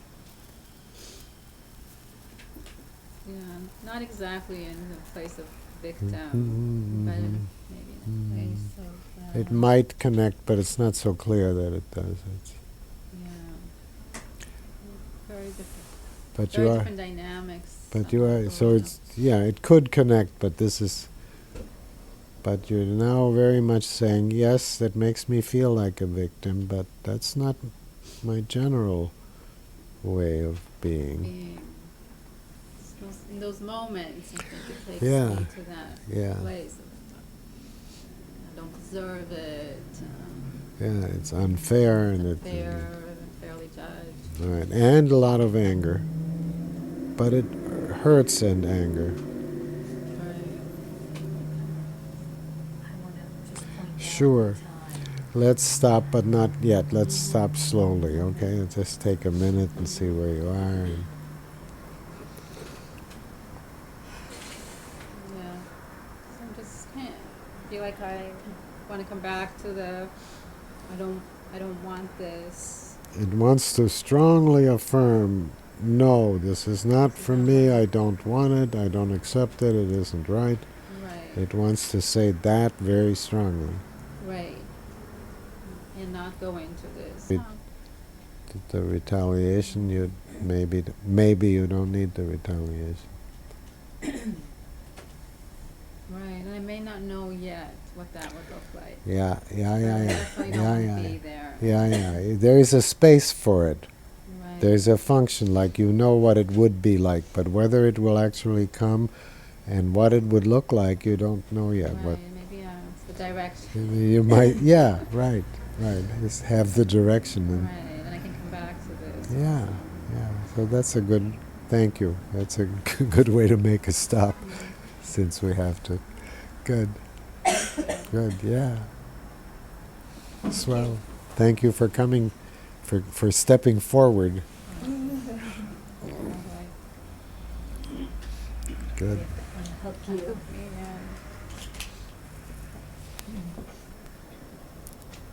There we go. Yeah.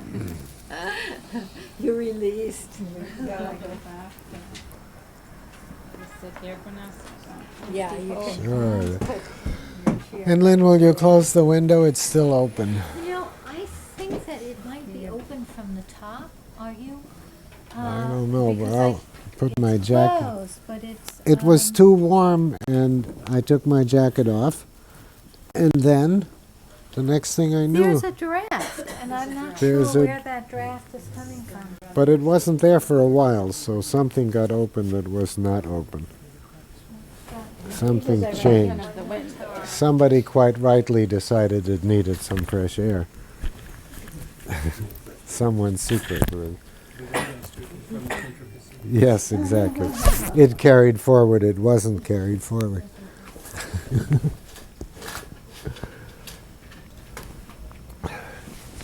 So it would be good to maybe stand up and stretch for a second or something. I like to have something different. And there's not space to make a break or something. But if we're going to talk about... No, I'm not going to... Oh, I'm hiding this thing. There it is. Now I put my jacket on. I need some kind of distinction between working in a person's soul and discussing practice or something. So...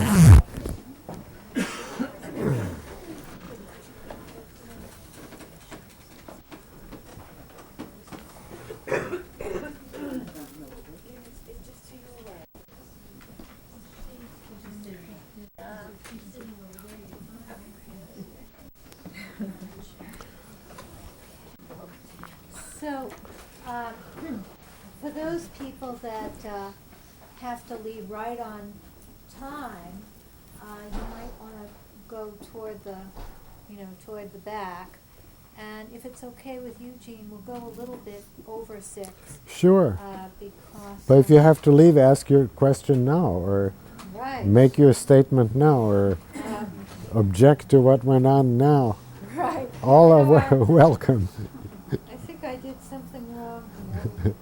But, Are you okay with gonna- this? I'm okay, yeah. If I want to be on the camera though. Maybe on the way. Yeah. And then please leave her. Yeah, that's good. So we're going to be talking about those theoretical points in relation to this experience that we all had together. What, and other points that you might want to bring up that are theoretical. Or, yes, right, or anything. Well, actually, for a few minutes, let's talk about what we just did. Yes. And then we can talk about this other topic that we don't have time for, that was, well, what else would you like a theory to explain? Which you must have, some of you brought something that was actually announced, right? Yes. But And there's a good seat that's vacant now. If anybody is uncomfortable and wants a good seat, can take this one. I think Joan is going to take a good seat. She's been and we can always do that after 6 o'clock, especially if you brought something. So first I would just like anything that you saw that I did that was strange or that you wouldn't have done or would have done better, Well, they illustrated one of those. or that illustrated Lynn's, yes. Oh, well, you definitely were, when you said, she wants another solution, and you said, oh, there is something, but it's not there yet. Yes. That definitely illustrated the carrying forward, I see it. That Yes. That, it's there, but it isn't there yet, which is Yes. different than a lot of the way a lot of people would operate. It really puts out your faith that it's there. Yes. We just don't have it yet. Yes. It's directly Right, illustrated that. right. And I didn't want to spoil the whole hour with it, but I wanted there to be a space in which something could come. Yeah, like you said, I mean, I knew that, well, I wasn't going to come up with it, but I know 12 things that would fit there, and so does everybody else, and so does she. So, right? So I always think it's silly to say the obvious, which she's already thought of 5 years ago, but for something to be able to come. And then it seemed to me a little after that that we almost got stuck there. Something was supposed to come. So then I went back to where she was before I took her there. I felt like I did a little too much, and so then I made up for it. Did you see me do that? Yes. Oh, good. Okay. That seemed like a good illustration Yes. of the idea of something implicitly leaning into the future. That this new way isn't there yet, but it's implicitly there. Oh, yeah. Then there was a point at which you said, and maybe after that, when she sort of got stuck there, and you said, well, I actually think that you're there, or something, that Yes. you have, that Yes. where you are with seeing this and this, Yes. that is a place. Yes. And then you sort of said, yeah, but maybe I'm reading into it. Yes. That was, Yes, yes, yes, exactly like that. And that's pretty much me. Rather than suppressing it, I'll say it, you know. Like it was clear that that wasn't exactly how she had it, and yet it was so close to how she had it that I had to say, well, it seems to me just saying strongly, I don't want this, but I don't want to go there, is something. And then having said it, then I wanted to fix it. Because it was clear that in that moment, at least for her, it wasn't something. So there's, oh, I see, it's just me saying that. That way it goes in there for what it's worth, and it doesn't spoil the whole hour. So if my therapist thinks I should do this or something, or explain why it doesn't work at great length. So many tapes that I heard as a training person were like that. The client comes in and says something, and the therapist misunderstands it, and the rest of the hour is the client explaining to the therapist why that isn't right. But it is sort of right. Well, if you look at it this way, it could be what you said, but it really isn't because, and you know, 20 minutes into it, I say to the therapist, who brought that up? You know? And he says, well, I don't know. So I didn't want that. I very quickly, I say, well, that's just me saying it. And then we can go on from there. It was exactly as you say. I didn't want to suppress. I wanted to say it for whatever it was worth, and yet not get in the way. Something else, yes?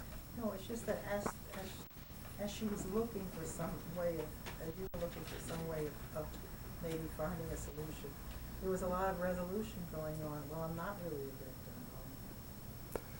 You know, that was building up. Which was more important. Yeah, but she was really able to sort out what was really Yeah. how she really Yeah. was seeing Yeah. herself. But what do you mean more? Why are you saying that? Yes, it's clear. But you're making a point. Me? Yeah, you. No, I'm just saying that there's a lot that goes into finding Yes. a middle ground, which is what Oh, I see. No, I saw it the other way.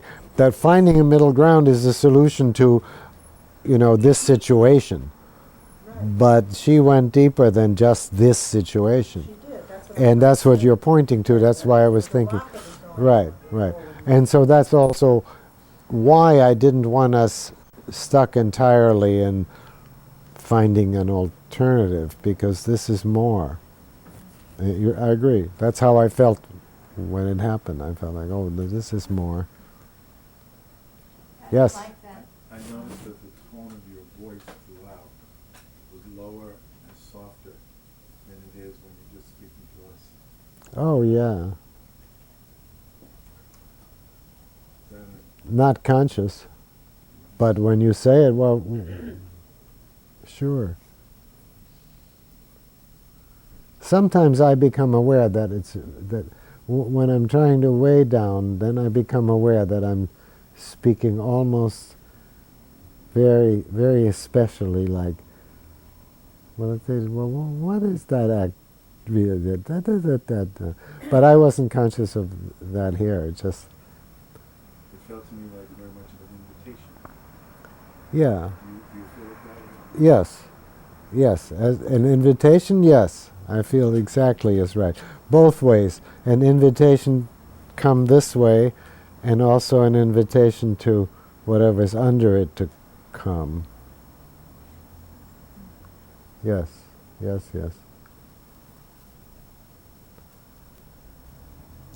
Say something negative. I had a sense that, at one point you were trying to help her see if there was a place where she could move to something new, and sensing that was going to a place that she wasn't quite at. Yes, So you backtracked. yes. And I don't remember exactly what it was, but you said something else. So that's where the forward movement, that's where the thing is. That's. Yes, and I it felt- did. I don't remember Yes, I exactly did. what the word was, but it seemed important. It seemed like this was kind of Yes. like you were getting it. You were Yes, thinking, okay, yes, so it yes, wasn't where I was yes, it wasn't where I yes. thought it was, but it's not there. I see it's here. Yes, and very spontaneously it came. I noticed it also. Right. As if I'm deciding where it really is, which I don't want to do at all. And yet it. I don't think it was that. No, I don't. think- I don't think you took. Well, leave her in peace, unless she wants to say something. My rules of demonstrating. Leave her in peace. Yes. If she wants, you have first priority if you feel like saying something. But we're I'd be glad guessing. to know what you- We're both guessing that she didn't hear it that way. that it was There was a that you- spontaneous. that Oh, you- now I now I understand. understand. And it's perfectly all right that And it maybe seemed you that it was still right. don't. It seemed that it was right at that point. Well, it doesn't matter really. No, I just meant by her response. It Oh, seemed yeah. to help her Yeah. more than where you were before. Yeah, yeah, and very often these things help in the sense that what's really true comes. So it could have helped. I say, oh, that's what it could have helped if she had said, no, it's this. Right. And that It would still help. No, that still isn't. Yeah, but as long as that's what the invitation. As long as it's clear to the client that you want to hear how it really is, and you don't give a damn whether what you said is right or wrong. You want it to hear really. Then it becomes easy. It takes a little while to communicate that I don't care about what I just said. I want to hear how is it actually done. But that's right. I noticed too. I say, oh, there, that's yeah. Go ahead. Obviously, you're being so there and patient and listening is so important in the interaction. I think I noticed, I mean, I don't have it exactly written down, but that certain things that she said that were quote unquote negative, even though it was like with a lot of feeling, like you definitely were very silent, whereas with other things that had more of a growing edge or whatever, you would come in there and say something. So I'm wondering why, because since you are so important in the interaction, wouldn't it be equally important to I think so. be there with the very negative and see what comes from that? Yes, I think so. Oh. In other words, I wouldn't like it if it were systematically true that I get very silent if somebody wants to say they're angry or they're hurt and nothing more. It's certainly true that if there's an edge of movement, then I go there. That's true. Okay. I don't want to lose that. I don't want to lose that edge. Right, okay. Because everything is always too simple. Oh, I'm hurt, or I'm angry, or I'm depressed, or I'm this, or I'm that. And so if there's any tail or head to it, then I want to go there. So that part of what you said, what you observed, I like. But I wouldn't like it if it were true that I'm not there as much for what hurts or what's negative. I wouldn't like that. And if it were there, well, it was not meant to be like that. Do you say a little bit more, or show when you say follow the edge, just a little bit of where you saw it, or kind of make it? Well, this thing happens, and it's bad. So I didn't know what, and I don't need to know what, but something happens and it's bad, and you're hurt, and it's bad because it negates the next week's celebration. It makes this conflict and all that. And then you said, "Oh, it makes me lose my own loving." To me, that was a step of the kind that I meant, right? And it wasn't like it was a solution or anything. It was maybe worse than, but it was a turn there. So then I would rather be with that than, The event. or the word hurt, which is just as good for both, or whatever. Did I answer it? Maybe not.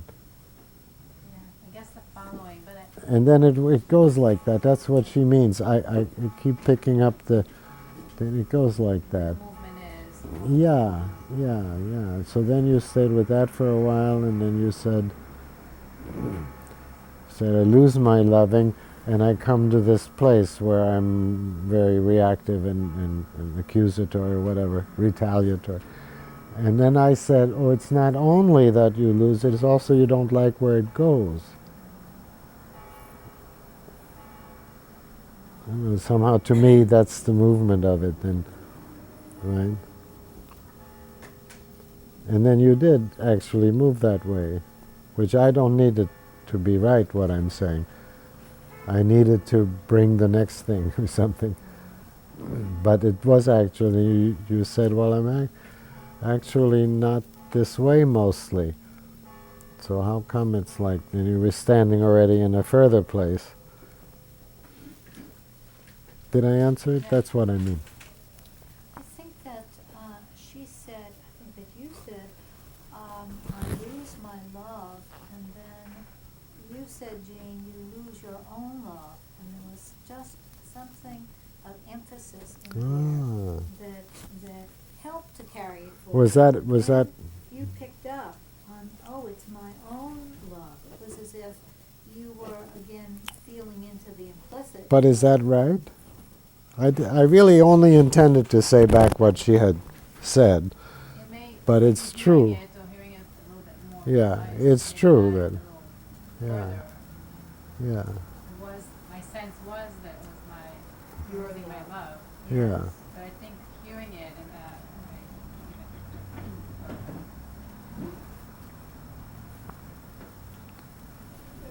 She said she spoke of feeling betrayed, and that wasn't the term. That wasn't what? That wasn't the term that you reflected back to her. That's right. And did she really use that word? That word. I don't think so. Because there now I can take up for myself a little. If people say certain kinds of charged words, I will always say them back. You would have said that back. Okay. I saw. Yeah. So I just.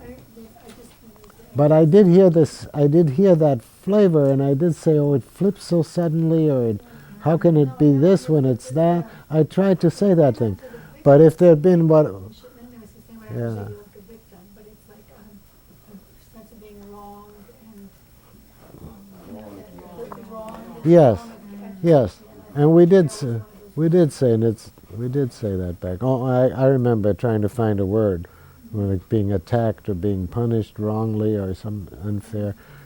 But if she did say that word, then I would have liked to have said it back. You know how it is.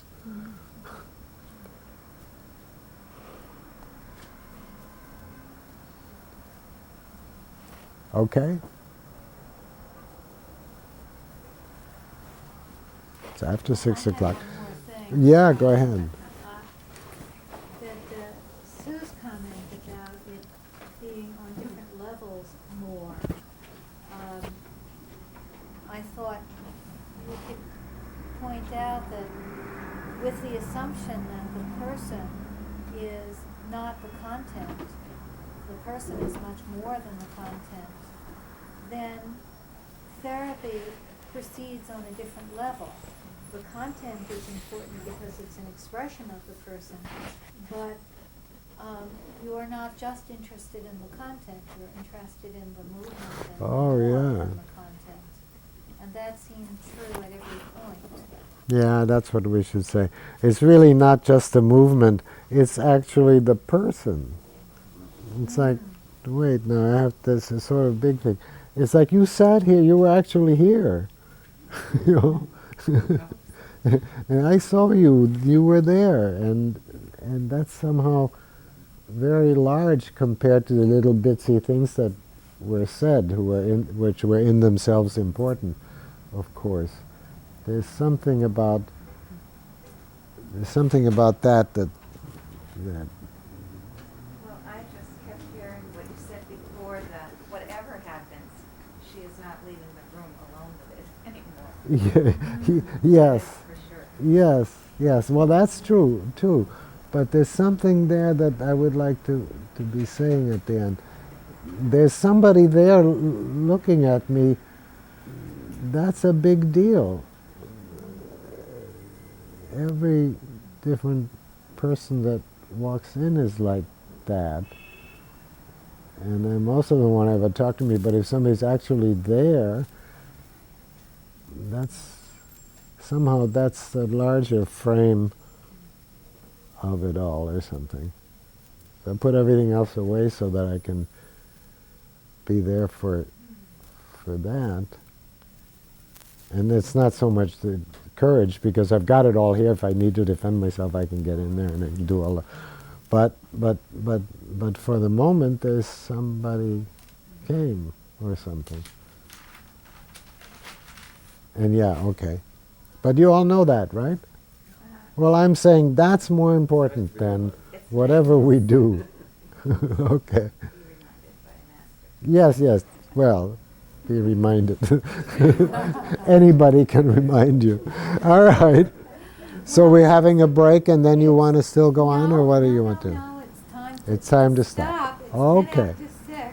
Okay. But why don't we just give anybody a chance to make any closing remarks,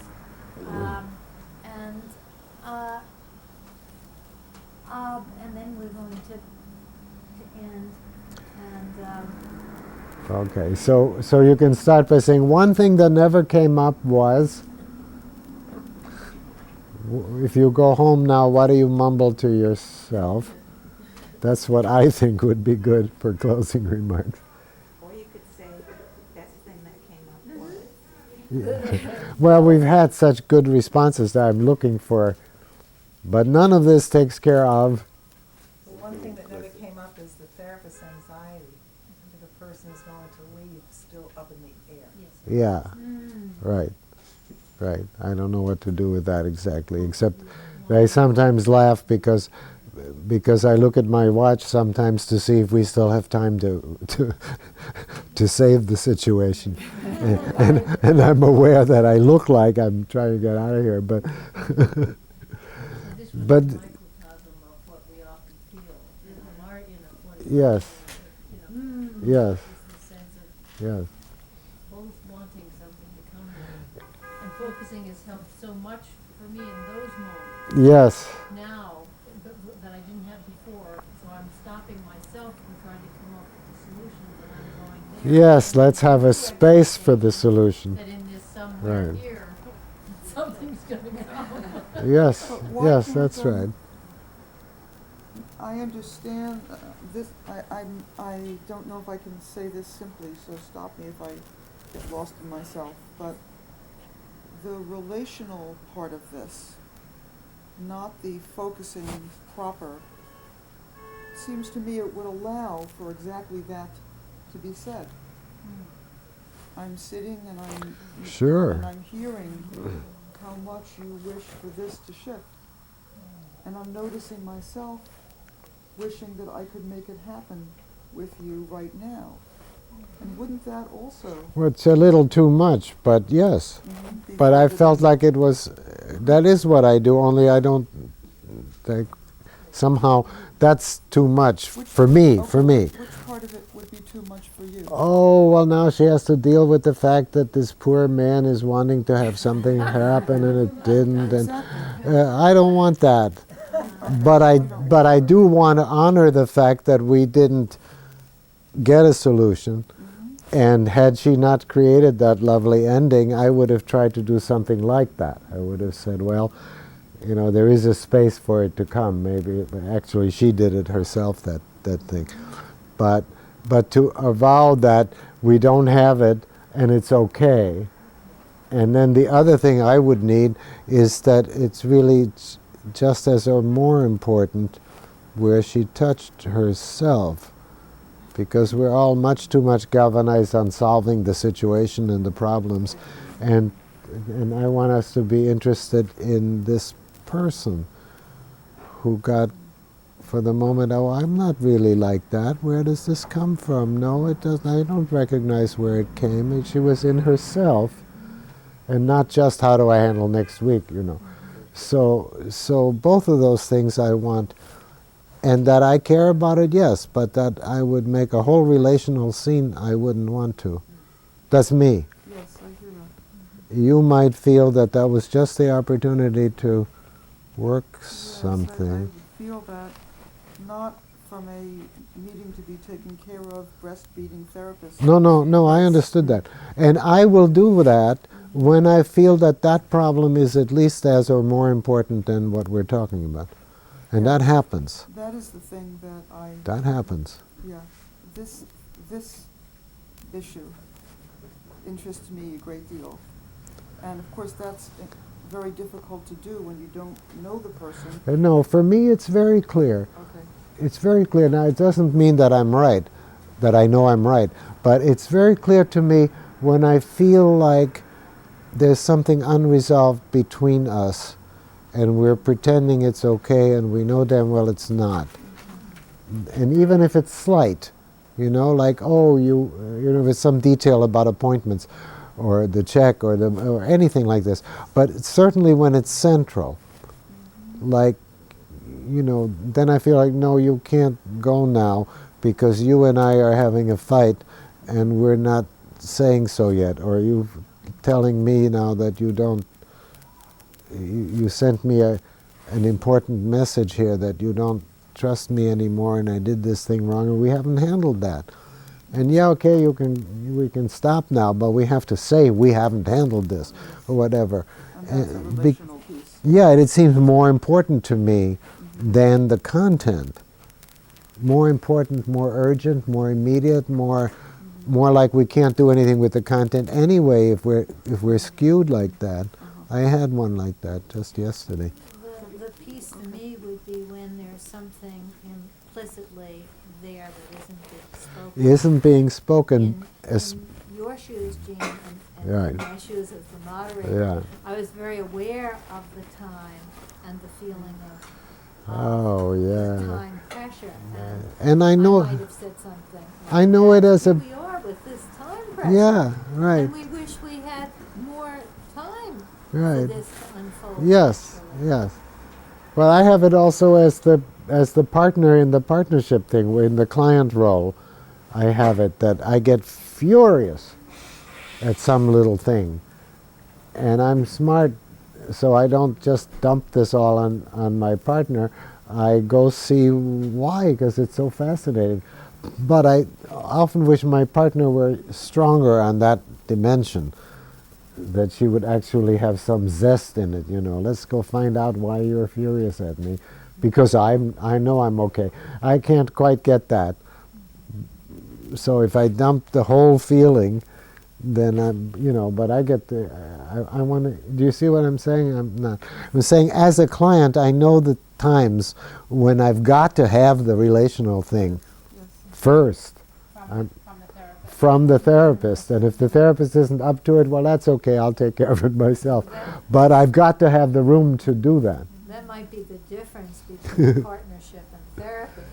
Yes. Because your Well, partner, you're not. well, it shouldn't be the difference. We should, as partners, we should recognize also that if your partner dumps on you with some great emotion for something that you didn't do anything major, you just, said something, that you would say back, "Oh, you're furious, that's important," or something or other, rather than, "Oh, what, I didn't say anything," or We'd like that. But there is a difference, because the therapist is expected to be able to do this, and the partner we don't train. But I'm just trying to answer Joan's point here, that for me to make the relational take up all the space, it needs to feel like right this moment it's a vehicle for us. It's more important. The therapy has just gone relational, and if I don't go there, I'm pretending. And yet I can see a person saying, "No, therapy is always relational. Why don't we always go there?" I don't want to. But then, Lynn, you have it always relational, and you don't do that. Well, it's always relational, but maybe not always explicitly. For me, it's always relational, too. What I'm saying is I make the content be the relationship if the relational needs it. I say, "Oh, wait, now we have it between us, so we can really work on it." Sometimes I will say, "Oh, you're feeling that same way you just told me about me, right? That's great, we have it here, let's work on it." And the client will say, "Well, how do we work on it?" And I'll say, "I don't know, but we have it here." Yes. If I could describe perhaps the difference between your take and Joan's take. For Joan, the time factor has the subjective health sense of centrality. For you, you're saying there are so many things going on, and that one doesn't seem like. It wouldn't in that case. He might have been feeling it, but it Right. wouldn't have been the most. For me, it's enough that I'm interested and I recognize that we didn't find a solution, but we did make a space, that I wouldn't turn that into you, me. So then, how would you respond to Joan, who's sort of saying that from her point of view, as she's putting herself into that situation, not that it's right or wrong, but she would want to say, you said for you it's too much. Yeah. What would it be that she was proposing to do, and how would that work? How could you articulate it, how you could see Joan? Is that addressed to Joan, or what? Do you mean for Joan to say now, or for me to say what? Yeah, then I didn't get the question. When Joan demonstrated what she might have said, Yes. you said, well, for me, that's too much. Yeah, and you want to know more? I'm requesting. What too much means? I'm requesting, how could you see Joan as a separate, different person having that work? How would you language Joan's type of response working? Well, I think that if nothing were happening, for instance, this is my sense of, there's a step in between. For me, if I get the kind of situation where it goes around in circles and it doesn't ever get anywhere, and I've been a bunch of hours already and I feel like I'm ineffective and the person's going around in circles, and I get to something like that, I will do exactly what Joan outlined. I would say, "Oh, here's an opportunity. Maybe the therapy can move on the relational level because it's not moving over here with focusing and blah, blah, and all that." So that's another time when I appreciate knowing that you can actually have a therapy that's essentially relational. And then I do what you said. I have all these different ones, so I don't want to do just one. But I'm sure glad that that's one place I can look when nothing's moving or... I wanted to say there was a place where, not that it necessarily should have gone, but I think it could have been very nice work when I was very touched by you listening. And I think that if Yes. that would have gone that way, it could have been Yes. a very powerful, important movement. Yes. The whole relational, when I noticed you Yes. listening and being understood Yes. and all that. Yes. And that could have been Yes, that's right. a place where I felt relational work would have been. Right. There's also like that. There was this moment when she said, "Oh, you're listening to me, and I'm feeling a lot of that. Became explicit. Huh? Yes. Became explicit, that's the relationship. Yes, yes, I was and thinking that sort of what you said really sort of articulates the difference Yes. in emphasis between Eugene and I. That I hear those relational pieces very loudly, and they're sort of on my radar screen. And Yes. you hear them when they are loud. well, I heard that, and I wanted to be there for it, and I didn't want to make a thing out of it because I had no connection to any other thing.